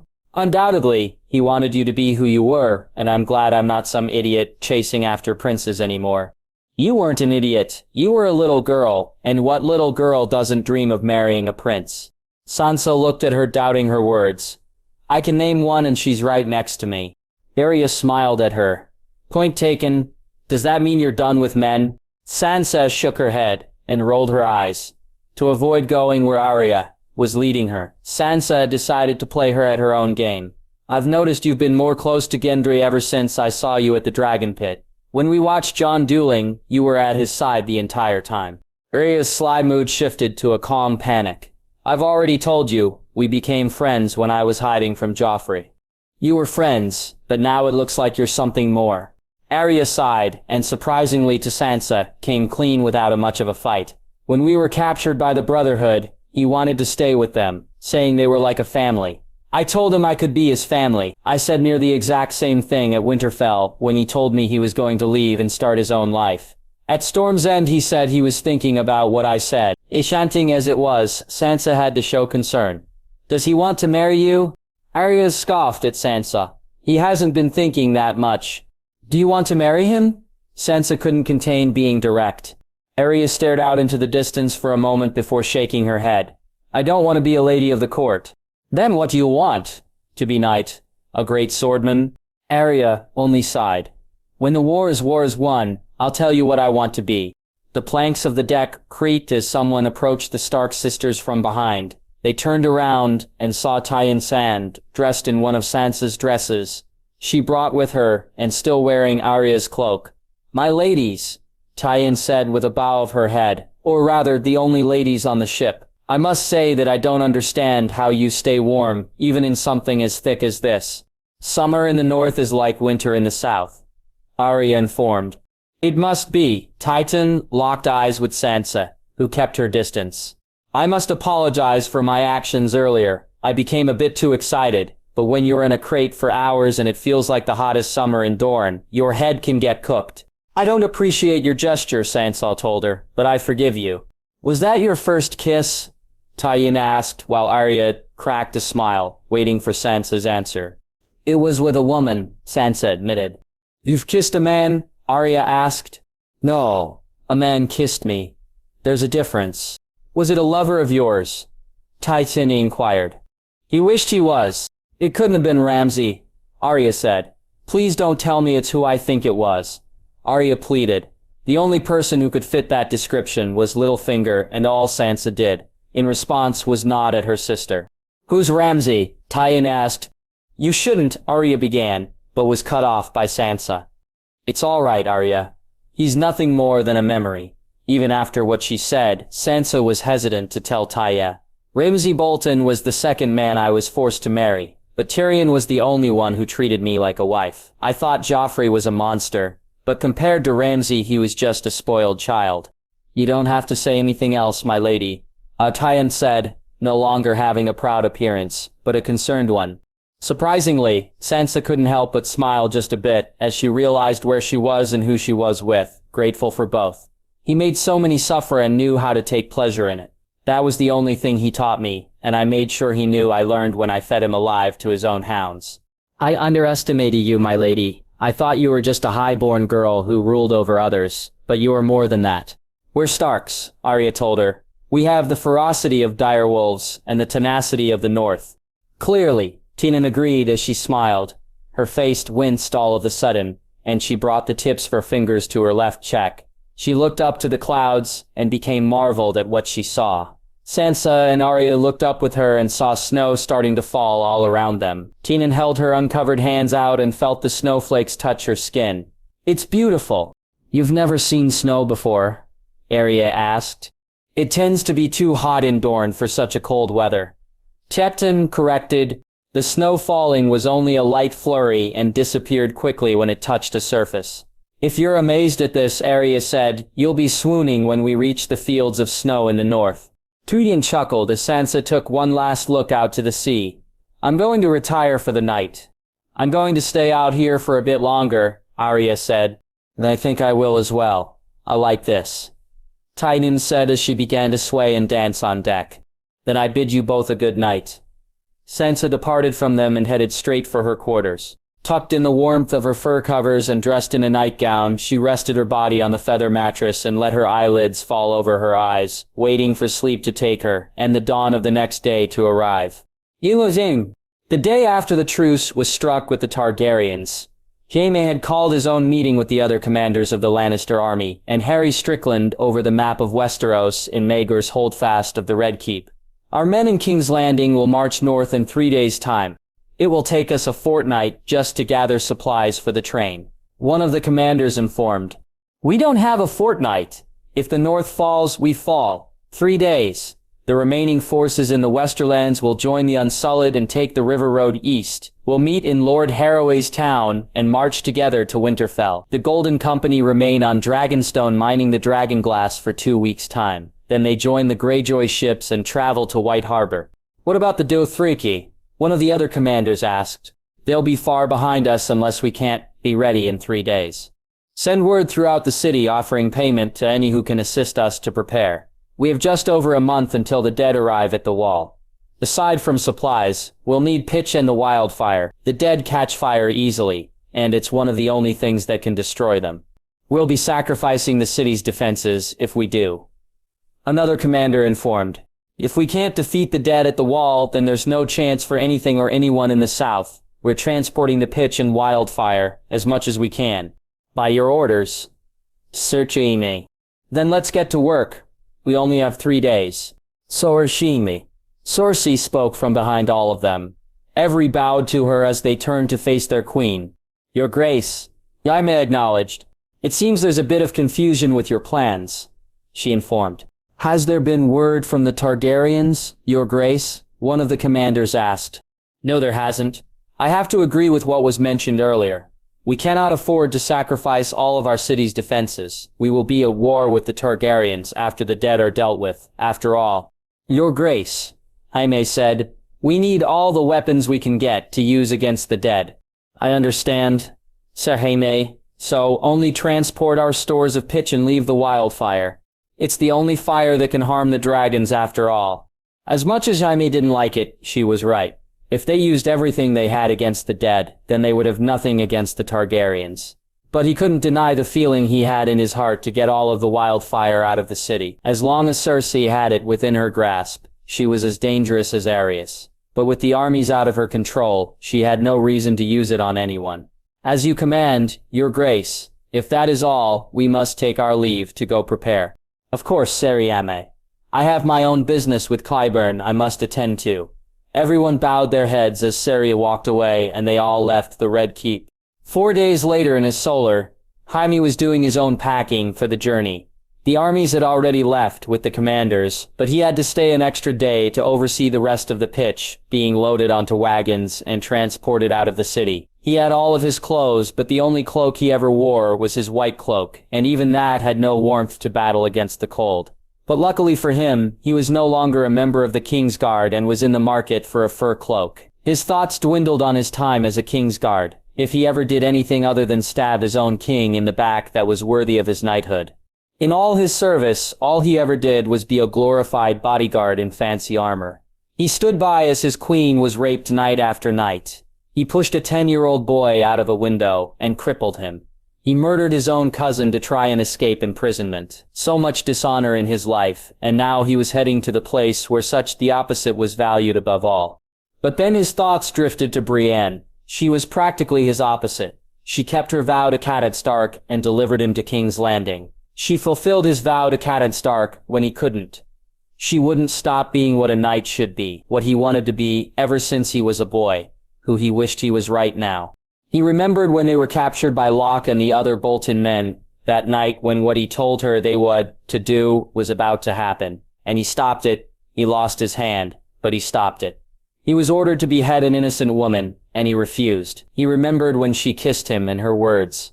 Why did I do that to a man who fights against my king? Why did she predict that he would soon be fighting with her king? He couldn't help but smile a little at the memory of her. As he was nearly finished, Jaime heard his door creaking and looked up to see it was open when he had closed it. When he first entered his room, Is someone there? He called out as his hand crept over the pommel of the dagger strapped to his belt. He slowly walked over to the door, unable to not feel cautious. As he peered through the doorway and out into the hall, he saw there was no one around. Maybe I didn't close it all the way, he thought to himself as he walked back into his room and closed the door properly. When he turned around, Bronn appeared out of nowhere and placed his hand on Jaime's mouth with holding his index finger up to his own. Jaime nodded to him, confused and curious as to how Bronn slipped past him. Bronn took his hand off and Jaime's mouth and backed away, looking exhausted. I see you're getting ready to leave. I thought you would have been gone by now. Jaime told him. Bronn looked distraught and worried. I had a few more things I had to smuggle. A woman, my gold, and of course some wildfire. Unfortunately, Cersei's spies caught me after I saw what she had in the Alchemist Guild's storerooms. While trying to get that pig shit. What did you see? Did Cersei have some new kind of weapon? Bronn did tell him about her investing the last of the gold into something that would turn the tide in the war, but he wasn't sure what. I saw nothing, Bronn replied. Now Jaime was confused. Why would you be hiding if you didn't see anything? You don't understand. There were supposed thousands of jars of wildfire in those storerooms, but there wasn't even one in there. The only place I can think of where it might have gone is where the Mad King originally had it. Jaime went from confused to concerned as he began to plead in his mind that Cersei didn't do what he thought she would. I need your help to get out of here or else I'm a dead man. This was the first time Bronn ever asked of help from Jaime, and considering he owed him a great deal apart from a castle and a wife, he had to pay his debt. You should shave your beard. You'll be less recognizable if you do. I have a blade over by my water basin.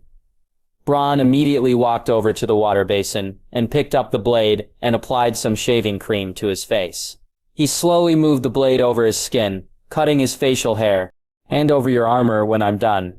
I doubt you have any rags. I can wear something that isn't a fine fabric. Jaime didn't even reply as he began to remove his breastplate and other pieces. By the time he was stripped, Bronn was clean-shaven and began to put on Jaime's Lannister red armor. Have you got a helmet anywhere? It's over by my trunk. Jaime decided to retrieve the helmet for Bronn so he could focus on dressing himself. Now listen to me, Bronn said sternly. I don't give two shits about this city, or the people. I don't care about the kingdoms, or who sits on the fucking Iron Throne. But unfortunately for me, the king and queen I now fight for do. But I can't get anywhere near your sister. Only you can. So either I sneak in with your troops, and we both head safely to the north, while Cersei could destroy the city at any moment. Or you can do what needs to be done. Either way, when I walk out that door, it will be either with or without ya. He swiftly took the helmet from Jaime and strapped it onto his head, concealing his face.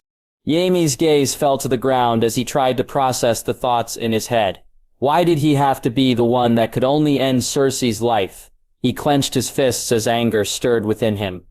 Leave me, he ordered, and Bronn obeyed without hesitation. Finally alone again, Jaime actually considered doing what needed to be done, but the only thing keeping him from doing it was his and Cersei's child. The next thing he knew, he was out of his room, making his way to confront Cersei about everything. He kept his hand over the pommel of his dagger, but also ready to switch it to the hilt of Widow's Wail. As he walked throughout the hallways, he turned a corner and suddenly walked into Qyburn, who was carrying a few vials of substances. As the old man fell to the ground, he dropped two of his vials, but only one of them broke and the liquid spilled. Qyburn, Jaime said, as the scent of the liquid filled the air. Apologies, Sir Jaime. I didn't. Jaime grabbed hold of Qyburn's robe and pulled him off the ground and pinned him against a wall. You're the only one Cersei seems to trust anymore. So tell me, where is the Wildefrey? Sir Jaime, you need to understand that. Answer the fucking question. Jaime growled before he caught the scent of what spilled. He sniffed the air, recognizing the smell, but unable to remember what name belonged to it. What is that? I'm sorry, Sir Jaime, but the queen threatened to burn alive if I didn't. He looked afraid to finish his sentence. If you didn't, what? Qyburn gulped once before revealing to Jaime. Your child was going to a dwarf. It was when he said that did Jaime remember what the smell was. Moon tea. He remembered that Cersei would often have it many times after they had fornicated, when Robert had gone away with some whore, and the smell was very potent. His grip around Qyburn loosened as he stepped back, and a weight fell onto his heart. She killed their child, because it was going to be a dwarf. He furiously left Qyburn and quickened his pace to Cersei's solar. When he crossed over the painted map of Westeros and Maegor's Holdfast, he spotted Cersei longing in a chair facing out towards a balcony to her room. She had a glass of wine in her hand, and the mountain stood vigil as he always has. His footsteps were loud as she turned her head, hearing the noise they made. When he got closer, the mountain placed his hand on the hilt of his sword, and stepped in Jaime's path. He couldn't help but stop, seeing as he would not risk challenging whatever reasoning Gregor Clegane had, if there was any to begin with. Jaime remained silent, as he gazed angrily at Cersei, and she only wore an expression as if she did nothing wrong. "Do you need something, Cersei?" she casually asked.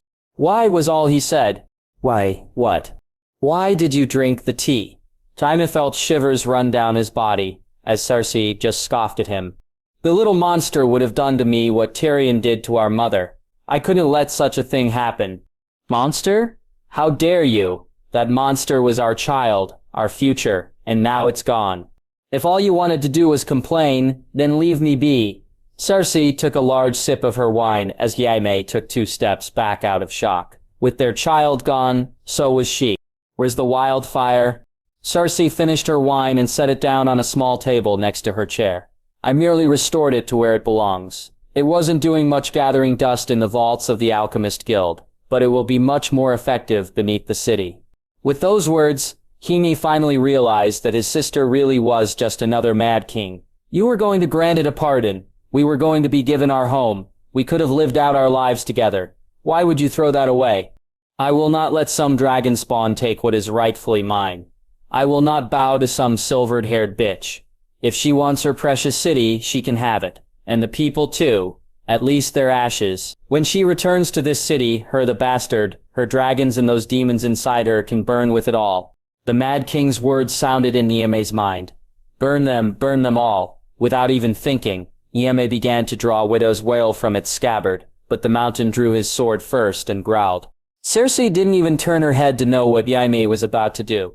"Are you going to stab your queen in the back like you did your king?" she asked, mockingly. Jaime's grip on Widow's Wail tightened. "I'm already a kingslayer. Why not be a queenslayer?" Without hesitating, the mountain stepped forward and swung his free hand and knocked Jaime far across the floor onto his back. Jaime scrambled to his feet as the mountain walked closer to him, but this time raising his sword. Jaime quickly ducked under a powerful slash and thrusted Widow's Wail as hard as he could into the black breastplate. The Valyrian steel stabbed through the armor like a knife in bread and planted the blade deep into the mountain's chest. Grenn looked down at where the blade entered his body, before looking at Jaime, unfazed and unhurt. Jaime quickly pulled out the sword and was struck back again. This time he was knocked over the railings surrounding the map of Westeros. As he slowly got to his feet, feeling pain all over his chest, Jaime realized that as long as the mountain was as he was, there was no way he could get past him to Cersei, so he turned and ran as fast as he could. Ignoring all of Cersei's shouts for the other guards, he just ran and put as much distance between Gregor Clegane, who was far too large to catch up to him. With Widow's Wail sheathed, Jaime didn't even make it out of the Red Keep before bells began to clamor, signaling an assassin in the castle. Jaime switched from running to a fast walk as he pasted many guards who had no idea he was the one who they were supposed to be looking for. By the time he had passed through the large gates leading into the city, a squad of 50 gold cloaks quickly passed by him into the Red Keep. Once he was in the streets, he took back to running. He had to get to the gates before they were closed off, and he would be trapped in the city. He stuck to the alleyways and passed by many shivering beggars and dead bodies as he navigated through the maze of houses. As he got lost and wound up at a dead end, he could barely hear shouting throughout the streets. "Saki May Lannister has attempted to murder the queen. Arrest him on sight." The gold cloaks knew who to look for now, and he already stood out enough with a golden-hilted sword and expensive leathers. With all the alleys leading to dead ends, Jaime was forced to take to the streets, but he had to use caution and only move when there was absolutely no one around. What should have taken minutes of hiding between crossing the street sometimes became as long as an hour, now that the Golden Company was looking for him too. The only way he could pick up his pace would be to wait for the night and the cover of darkness, but the rate the alleys were being swept, he didn't have such a luxury. As Jaime passed through the streets and into the alleyways, he could hear the rustling of armor and footsteps, sounding like the beating of drums approaching from around a corner. Panicking, he turned around to escape the way he came. But 3 gold cloaks had just turned into the alley he was in. "There he is," one of them shouted as he began to run with his companions after Jaime. He wouldn't be able to fight 3 of them in such close quarters, so his only chance was to turn and hopefully run through whoever was approaching from the corner. He turned and ran as fast as he could, preparing to bash through whoever got in his way. From around the corner, 6 sellswords from the Golden Company appeared, and stopped in their tracks when they saw Jaime. Unfortunately, his attempt to get past them failed, as he was stopped and pulled to the ground on his back. Well, looks like we caught ourselves a golden lion for the Golden Company," one of the sellswords said, as the men of the city watch caught up to them. "Well done," one of the watchmen said. "Good thing he ran into you." The 3 gold cloaks looked exhausted, even after such a short chase. "Indeed," the sellsword said as 2 others approached the watchmen and patted them on their backs. "Very good thing." Without warning, the sellswords drew daggers at their sides and killed the gold cloaks swiftly and quietly. As the bodies fell to the ground and the blood stained the dirt, the sellswords checked to see if anyone else was approaching. "One of you go stand guard at the alley entrance. As for the other, go find Captain Strickland." The 2 sellswords that killed the watchmen nodded and left the way Jaime came. "Let's get these bodies somewhere no one will find them for a while." The other members of the Golden Company picked up the dead bodies and dragged them past Jaime and the assumed leader of the group, who stood over him, offering his hand up. "You have nothing to fear, Lannister. Just don't do anything stupid like trying to kill the Mad Queen when her guard is right next to her," the leader said, mocking Jaime's attempt. Jaime scowled at him before helping himself up, remaining cautious of the Golden Company. "We should probably hide with the bodies if we want to be unseen," the leader said as he stepped aside out of the way for Jaime to proceed into the alley, all the while keeping his hand on the pommel of a scimitar with a hilt themed after a griffin. As evening fell over the city, and the lamps and torches were lit in the streets, Jaime became surprised that not one of the men guarding him would speak to him. Even with all the time he had waiting, Jaime still couldn't understand why the Golden Company didn't arrest him when they saw him and why they killed the Gold Cloaks. All of his wondering came to an end when 4 other members of the Golden Company appeared with Harry Strickland leading them. "Septon wide," he said, in his full armor of steel colored to be gold, and wearing a red leather satchel at his side. "Captain Strickland," Jaime replied. Harry only smiled at Jaime. "I thought I said to call me Harry. Only my men and employers call me Captain." "Well then, Harry, will I have the honor of being arrested personally by you, or am I to fight until one of us is dead?" Harry chuckled at his assumption. Neither, in fact, quite the opposite. He nodded to one of his men who carried armor of the Golden Company and offered it over to Jaime. "We're going to get you out of the city so you can fight the dead." "You're sneaking me into your army when they march north?" Jaime asked. Harry shook his head. "I have been given orders to have the Golden Company remain in King's Landing. You saw the creature in the dragon pit. You saw what it did when the hounds sliced it in 2. "Yes, I saw," Harry exclaimed. "If I could, I'd take my entire company and sail them back to Essos. But Cersei has hardly any ships, and nearly all the ones for hire in Essos are already hired. So we're stuck here, bound by contract to obey our contractor." "But you're helping me escape. That's not obeying your contract, is it?" "Like you said, I saw that creature in the dragon pit. If we can't go home, and we can't go north, we'll do what we can to help. You are seasoned commander and carry a rare weapon that can harm the dead. The world can't afford to lose you just yet. Put on the armor." Jaime just stared at Harry, going through his options, if he had any before accepting the armor, worked on putting it on. "I suppose the Ironborn shouldn't expect any dragon glass then," Jaime said as he strapped his spalders to his gorget.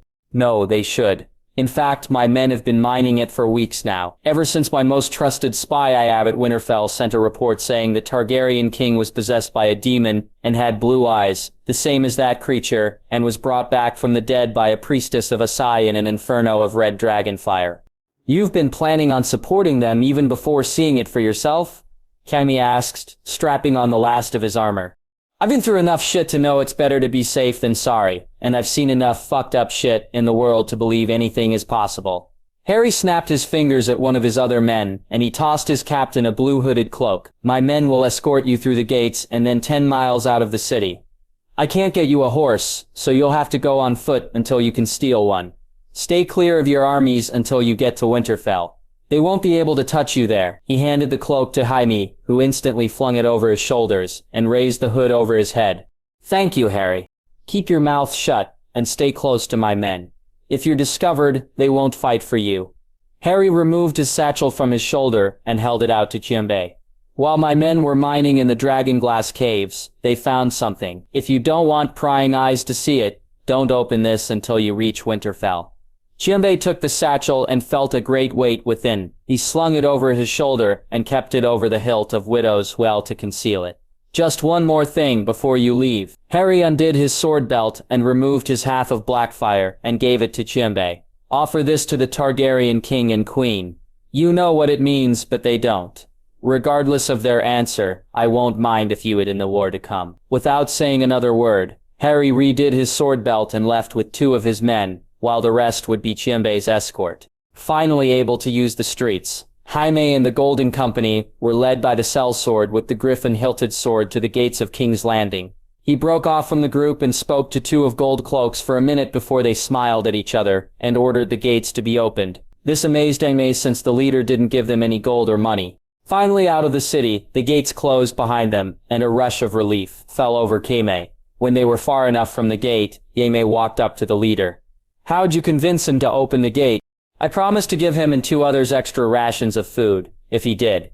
The leader stopped and turned to face Jaime. You'd better win that war in the north and hurry back, otherwise there'll be nothing but corpses of starvation. If Cersei doesn't burn them all before that happens, Jaime corrected. The leader just sighed at him and they continued onward. The light of the sun was completely gone from the sky when they reached the 10-mile mark outside of the city, and the Golden Company halted their escort. Well, Lannister, the leader said, I hope you win, 'cause if you don't, we're fucked. Even if we do, you're fucked. If you stay in that city, you'll die along with everyone else, the way Aerys the Mad King wanted. If you can't return to Essos, you should flee to somewhere else. I appreciate your concern, Sir Jaime, but I have my orders, and they are to stay in the city. The leader offered his hand out to Jon out of respect, rather than gratitude. Jaime accepted it, returning the respect given to him. Thank you, Jon, the leader informed. Thank you, Jon, for bringing me this far. Maybe if you're lucky, you can meet the Dothraki on the King's Road before they pass you. Jon let go of Jaime's hand and began walking back to King's Landing with his men. Jaime sighed as he turned around and looked out to the trail before him, and saw it disappear, far away in the distance. Before he continued onwards, he raised his golden hand and just stared at it. His thoughts dwelled on leaving it. It didn't do much for him, and if there were any spies on the road that saw it, he would eventually be captured. To hell with it, he thought as he decided to just keep the damn thing. Before he lowered his hand, he noticed a snowflake land on the gold and melt. Jaime looked up at the covered sky and could see the patterns in the air indicating snowfall. Winter is here, Jaime said to himself before starting a quick pace down the road. Before morning came, Jaime finally made it to a tavern on the road. He needed food since he had none, and couldn't afford to stay the night, but even as the first snows of winter were here, he didn't find it bothersome to have to camp. As he got closer, he could see that there were no horses tied to any post, so he would have a longer ways to go before he could steal one. Making his way inside, the warmth of the tavern defeated the cold of the outside, and Jaime's feet had been sore from walking throughout the night. He sat down in a shady corner as a young girl approached him, looking tired and desiring sleep. May I get you anything? That depends, Jaime told her. I don't have gold. He drew the dagger at his side and laid it on the table. But I can give you this. It's castle forged steel and can sell for a good price. Or you can keep it to keep yourself safe from drunks that always try to touch you. The girl picked up the dagger and inspected it closely before sighing and rolling her eyes. Wait here. She took the knife and disappeared behind a door at the back. Moments later, she returned with a plate of bread and honey. This is all you get, since we have hardly anything else to offer, but you'll need real money for that. Of course. Thank you. Jaime said as he took the plate from her and slowly ate his food, savoring the taste. He only ate half of his bread, seeing how he wouldn't get anything else for some time while on the road. "There's a room upstairs. You're welcome to stay." The girl then walked off and disappeared through a door. Not wanting to deny good hospitality, Jaime took what was left of his food and brought it with him up to his room. He wasn't given the best of beds, but it would be better and warmer than camping. When he fell onto the bed in full armor and 2 swords at his side and a satchel, it didn't take long for him to fall asleep. But as rejuvenating as it was, the feeling disappeared as he dreamed he was the Mad King's guard once again. Burn them all. Jaime shot awake as the words of Avarice echoed in his memories. He heard more noise than he did when he went to sleep, meaning it was probably in the middle of the day, and there were more travelers in the building.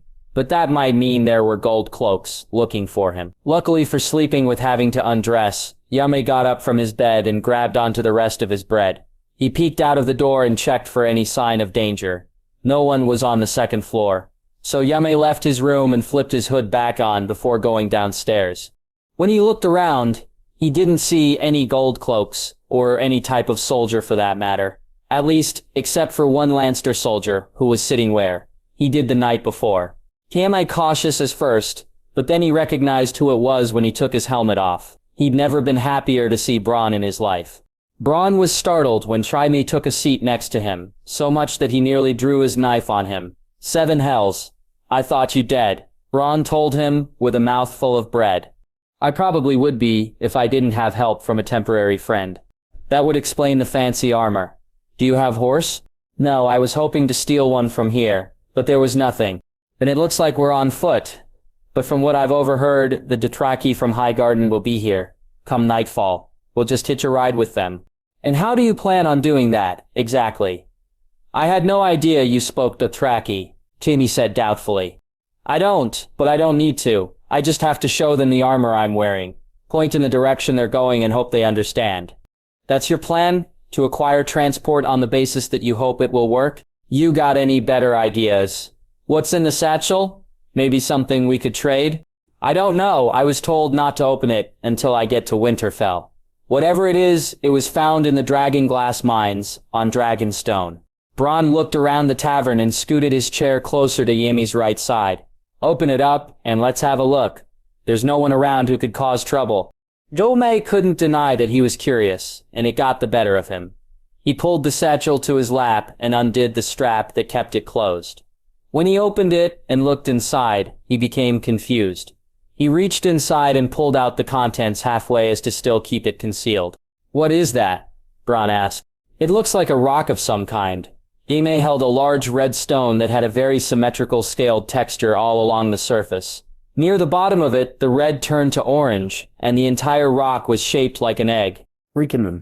The fields of Winterfell were once empty and barren, occupied only with snow and the dragons when they nested. But now, ever so slowly, the armies from the south began to gather around the castle, the Knights of the Vale, the Riverlands, some of the Ironborn, the Wildlings, the Night's Watch, and even the Fiery Hand, men from Essos, who served the Lord of Light, here to fight for him in the Great War.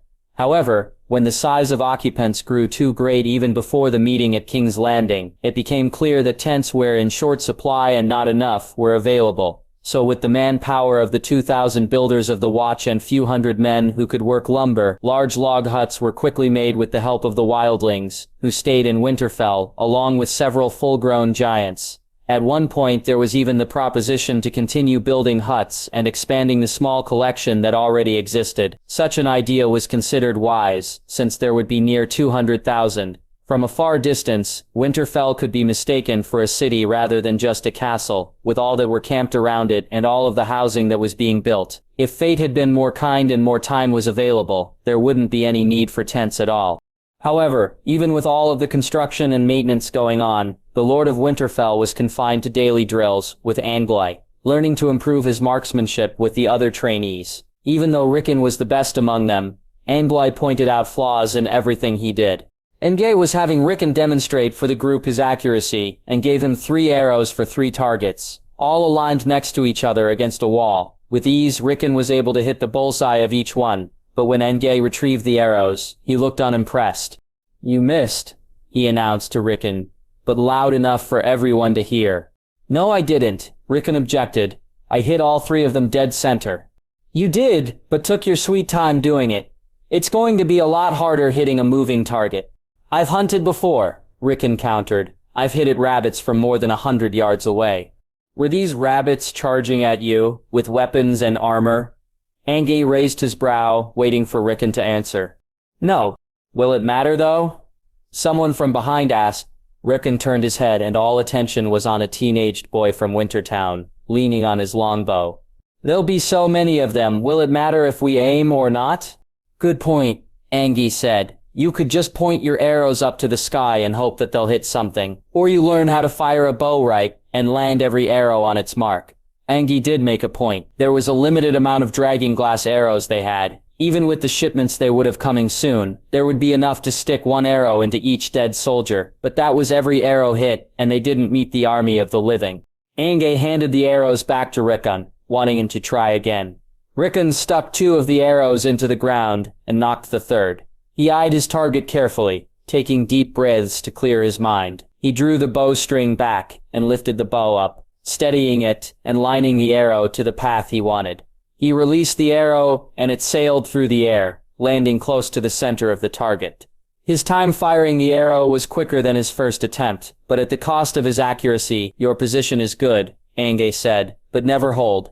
Rickon returned to resting the bow. "Your sister did the same thing. If you hold, your muscles will tense up." "Then how do I aim?" Rickon asked, curious for the secret. "Your eyes know where you want the arrow to go." He patted Rickon on the shoulder and pulled the 2 arrows out of the ground. "That goes for all of you. Aim all you want, but unless you can guarantee a kill before you draw your arrow back, don't even bother using a bow." This caused some disgruntlement among the young group, and to make sure you get a feeling of that, I have something special planned for you all. Follow me. Andy began walking away from the practice yard, followed by everyone in his lesson. They all entered the courtyard of Winterfell and saw 2 horses that were strapped to wagons. Andy stood next to one of them and patted the wooden floor. "6 of you climb in here, and the other 6 get into the other one. But give us your bows first." Rickon handed his bow to Angie as the occupants of the other wagon handed theirs over to their driver. He climbed in after a young wildling girl who climbed in first and tried to sit next to her, but Snow's scabbard got in the way. "Give it here," Andy said, his right arm full of bows. "I won't lose it. Don't worry, my young lord." He held out his hand, waiting for Rickon to hand over his Valyrian sword. He politely obliged and undid his sword belt, then tied it around the scabbard of the sword before handing over to Angie. He kept it under his arm as he set the bows down in the wagon at the feet of the riders before he climbed on himself, and took the reins, spurring his horse forward and driving the wagon out of the castle. The 2 wagons full of archers in training rode on the snow-covered roads away from Winterfell, past all of the tents and huts and many of the occupants. For Rickon, he was fascinated when he saw how many different types of people were gathered. The Northerners were obvious to tell apart from any of the others because of their cloaks and their beards. The usse of the Night's Watch all had their dark skin, but it was beginning to pale from the constant lack of the sun. The Ironborn all had their sea salt-stained clothes and filthy features. The only way to tell apart the Riverlanders from the Knights of the Vale was the plate armor the Knights of the Vale wore at all times. The wagon came to a halt, as a giant with a great long black beard and hair just as long walked across the road, carrying several large logs in each arm that were practically tree trucks. He was followed by 4 wildlings, and several of the Night's Watch builders. As the wagon continued on, everyone snuck a look at the soldiers of the Fiery Hand and could see some of them igniting their swords in what must have been praying to the Lord of Light in High Valyrian. Ever since they arrived, Daenerys had ordered to have a close eye kept on them and forbade any form of living sacrifice to the Lord of Light. All of that became far away, into the distance, as the wagons continued onwards. "Where are we going?" an elder boy finally asked. They were at least 5 miles away from Winterfell, right now, and out of range of anyone they might harm. "Practicing archery." 10 more miles out. Rickon could notice Angie smirking a little, like he knew something they didn't, which wasn't at all wrong. Just wait a little longer. A little longer was for longer than Angie implied. Nearly an hour had passed, and still they were at least a mile away from whatever their destination was. Everyone kept quiet the entire ride, and it only made the time stretch out longer. Angie attempted to start a song with all of his students, but the songs he sung were ones they never heard before. Finally, the wagons came to a halt, and Winterfell was hidden away by a hill and some trees. "Right, everybody out!" Envoy shouted. "What are we doing here?" the elder boy asked, as everyone emptied out of their wagons with their bows. "In less than a week, Winterfell will be hosting an army of over 200,000. Food is scarce as it is, so if you want to eat, you'll have to get it yourself. Whatever you can hunt will be yours." Such a plan wasn't a bad idea. It would help give motivation for everyone to improve and hone their skills. Angie walked over to the other wagon and retrieved a sack with a bundle of arrows from the back. He took them all out of the sack and gave one arrow to each person. "Here you are," he said as everyone looked distraught at the amount of their ammunition. "You gave until dark to bring something back. But you gave us one arrow." Rickon stated, "What if we lose it? Then you'll go hungry tonight. You each have one arrow. That's one shot, one chance, one target. If you lose your arrow, why did you even bother to fire it? If you find it, good, but in war, when the enemy is charging straight at you, ready to end your life without a single care of who or what you are, do you think they'll give you have second chance to hit them? You either do or don't." Angie retrieved his own bow from the back of the wagon. He didn't drive, as did the other man who came with them. "Stay in groups of 3. If you get lost, stay where you are and we'll find you." Angie grabbed his own quiver full of arrows and departed from the group with the other man, taking Snow with him. "Where are you going?" a young girl shouted. "To get our supper," Angie shouted back, not even turning to face them. Everyone just stared at each other, unsure of how to proceed.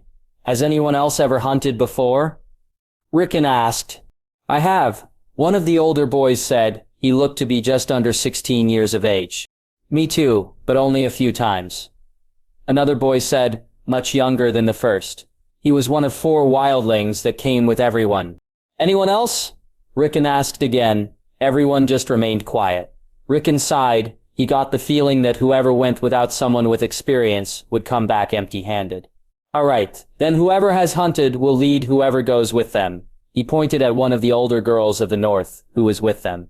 "You're one of the better archers, so you'll lead the group without a hunter. The snow is deep enough for animals to leave tracks, so just follow them if they're fresh. If you can't find anything, look up in the trees for squirrel dens or the ground for rabbit holes. They usually hide in bushes or even hollow tree stumps." With no one else having any better ideas or knowledge, everyone went along with the plan and broke up into 4 groups of 3. Rickon was with the wildling girl he sat next to and a 14-year-old stable boy from Wintertown. "So what names do I have to call you?" Rickon asked as they trudged through the snow and into the trees. I'm Ralph, milord. The stable boy said. "Donna." The wildling girl's voice was barely over a whisper. "Rickon Stark." He didn't need to tell them, but he felt like it anyway. As they pressed onward through the trees, things became easier as the level of the snow wasn't as thick as it was in the open. The trees were spaced enough apart that they didn't have to be maneuvered around. The difficulties Rickon, Jonna, and Ralph had were finding any 4 of tracks. The light of the sun helped illuminate their way, but the shadows of the trees would be mistaken for prints in the snow. To help make the search easier, Rickon had them all spread out 10 paces apart from each other and continue in the same direction. It was long until someone found something this way. "Over here," Jonna called. Rickon and Ralph rushed over to her and saw that she was standing next to some animal tracks in the snow. "I think they might be fox tracks," she said as Rickon inspected them. "They are," Rickon confirmed, "and they're fresh." He looked at the direction the tracks led. "We can catch up if we're quick and quiet." Rickon led the way, following the prints in the snow in hopes to find their next meal. It was only a few minutes later that Rickon spotted a small orange figure in the distance. "There," he loudly whispered as he crouched down. Jonna and Ralph followed him and spotted the fox far away. "Can you get it from here?" Jonna asked. Maybe," Rickon told them. "Let's get a little closer first." They all slowly moved through the snow. The only sound being made was that of their breaths. Using a fallen tree as cover, they all huddled together and observed the fox from less than 40 yards away. It was currently sniffing at a bush, looking for something to eat. "It looks pretty big," Ralph whispered. "Can you hit it, me lord?" "From this distance, with ease. But I'm not going to." Rickon turned his head to Jonna and for the first time got a better look at her face. He thought she looked very pretty for a wildling. You found the tracks, you have to make the shot. Are you sure? She asked quietly. I believe in you. Rickon told her he had seen her shoot before, and she wasn't the best, but he had to start having confidence in those around him if they were going to have a chance in the war with the dead. Jonna sighed as she brought her bow and arrow over the fallen tree and knocked her arrow. She breathed deeply and exhaled before drawing the bowstring. After about 5 seconds, she released the arrow, and they all watched it sail over the snow and past the trees. The arrow found its mark in the fox's neck, and the creature fell into the snow, not making another move. Rickon smiled at Jonna, who looked happy with her kill.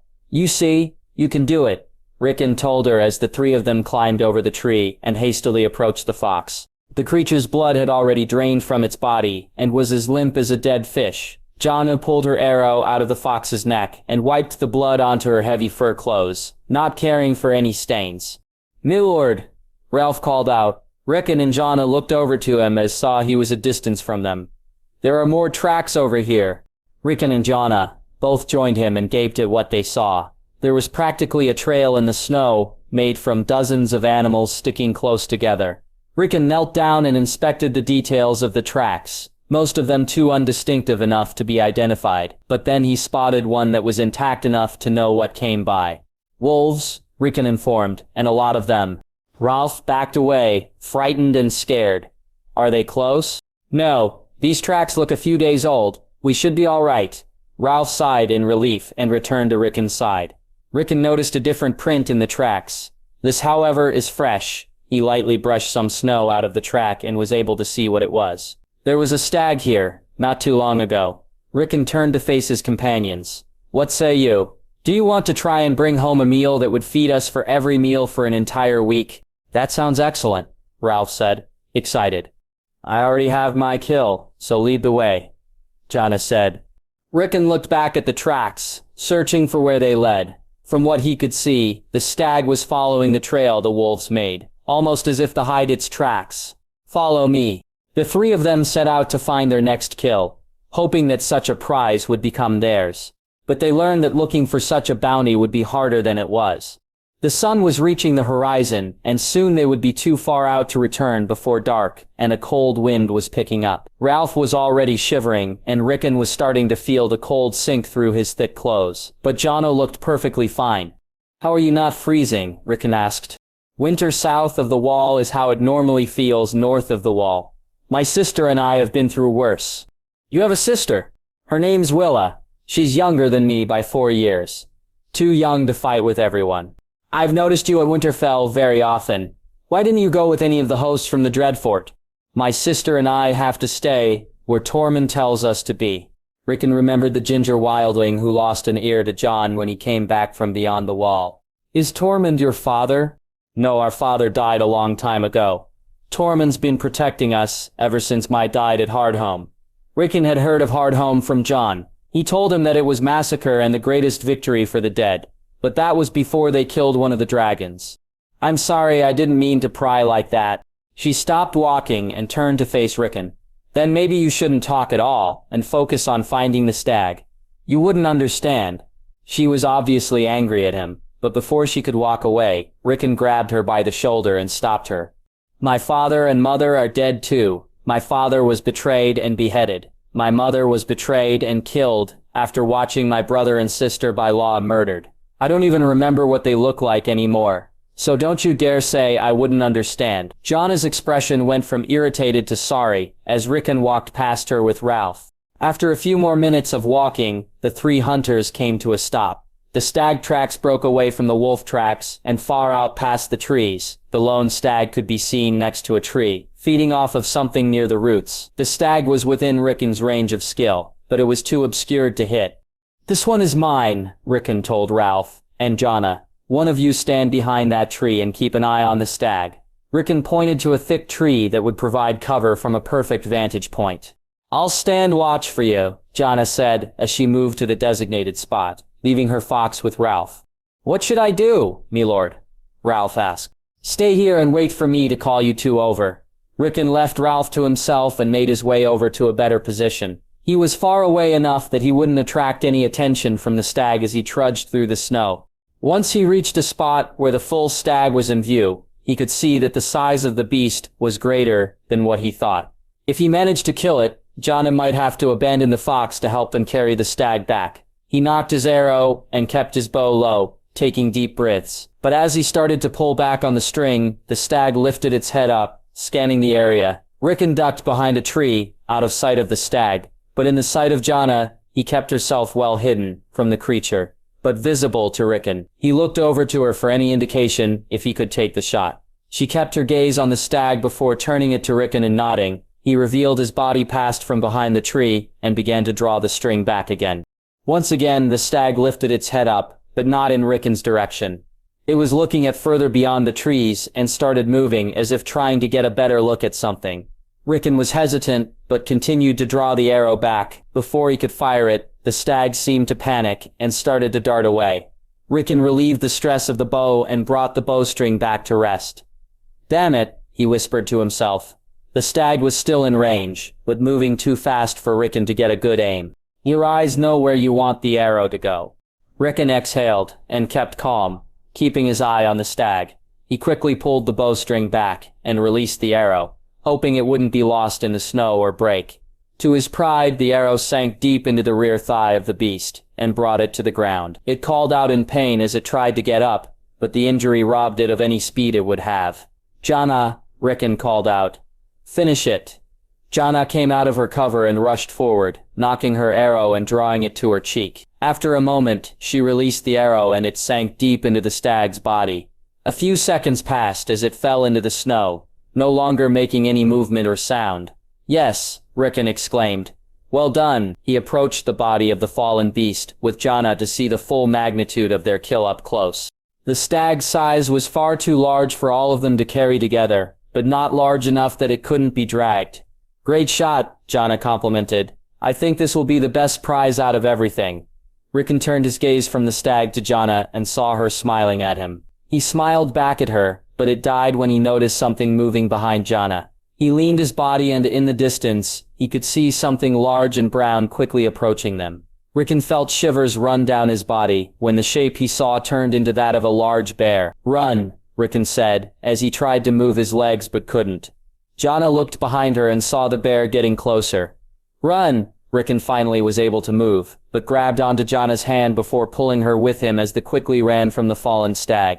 They both looked back and saw that the bear claimed the stag for its own, and began tearing through its flesh. They both began to feel safer as they grew further from the beast. Rickon turned his head to see if Ralph was all right, but froze when he saw him scared and had his arrow knocked and drawn. "Ralph! No!" Rickon's cry was too late, as Ralph released his arrow and let it fly at the bear. To all of their dread, the arrow missed the bear's body and stuck into the bear's foreleg. It let out a loud growl and looked over at Rickon and Jaime, thinking they were the ones who injured it. It ignored the stag and began to pursue them, but the injury slowed it down some. "Run back to Ralph and get back to the wagons," Rickon ordered as he separated himself from Jaime and tried to get the bear's attention. "Over here. Come on." The bear took notice and changed its course to only Rickon. Glad that the beast's attention was on him alone now, Rickon shuddered when he forgot that a full-grown bear was chasing him. He turned around and ran as fast as he could through the snow, drooping his bow behind him. He knew the bear was still pursuing him because of the constant growls and the sound of the bear's paws moving through the snow. After a few minutes of running, Rickon felt all of energy gone, yet he wouldn't allow himself to stop running. He cried out as the exhaustion pained all over him and his body turned from cold to steaming with sweat. The bear never gave up its pursuit, but some distance was put between it and Rickon. Unfortunately, Rickon lost his footing and tiredly collapsed into the ground. The snow stung as it clung to his face and quickly melted away. He turned his head and saw the bear draw closer to him. Rickon noticed that Ralph's arrow had snapped and only a small bit of the shaft protruded from the bear's foreleg. With no energy left, no move, all Rickon could do was wait and pray to the old gods to let him live to see tomorrow.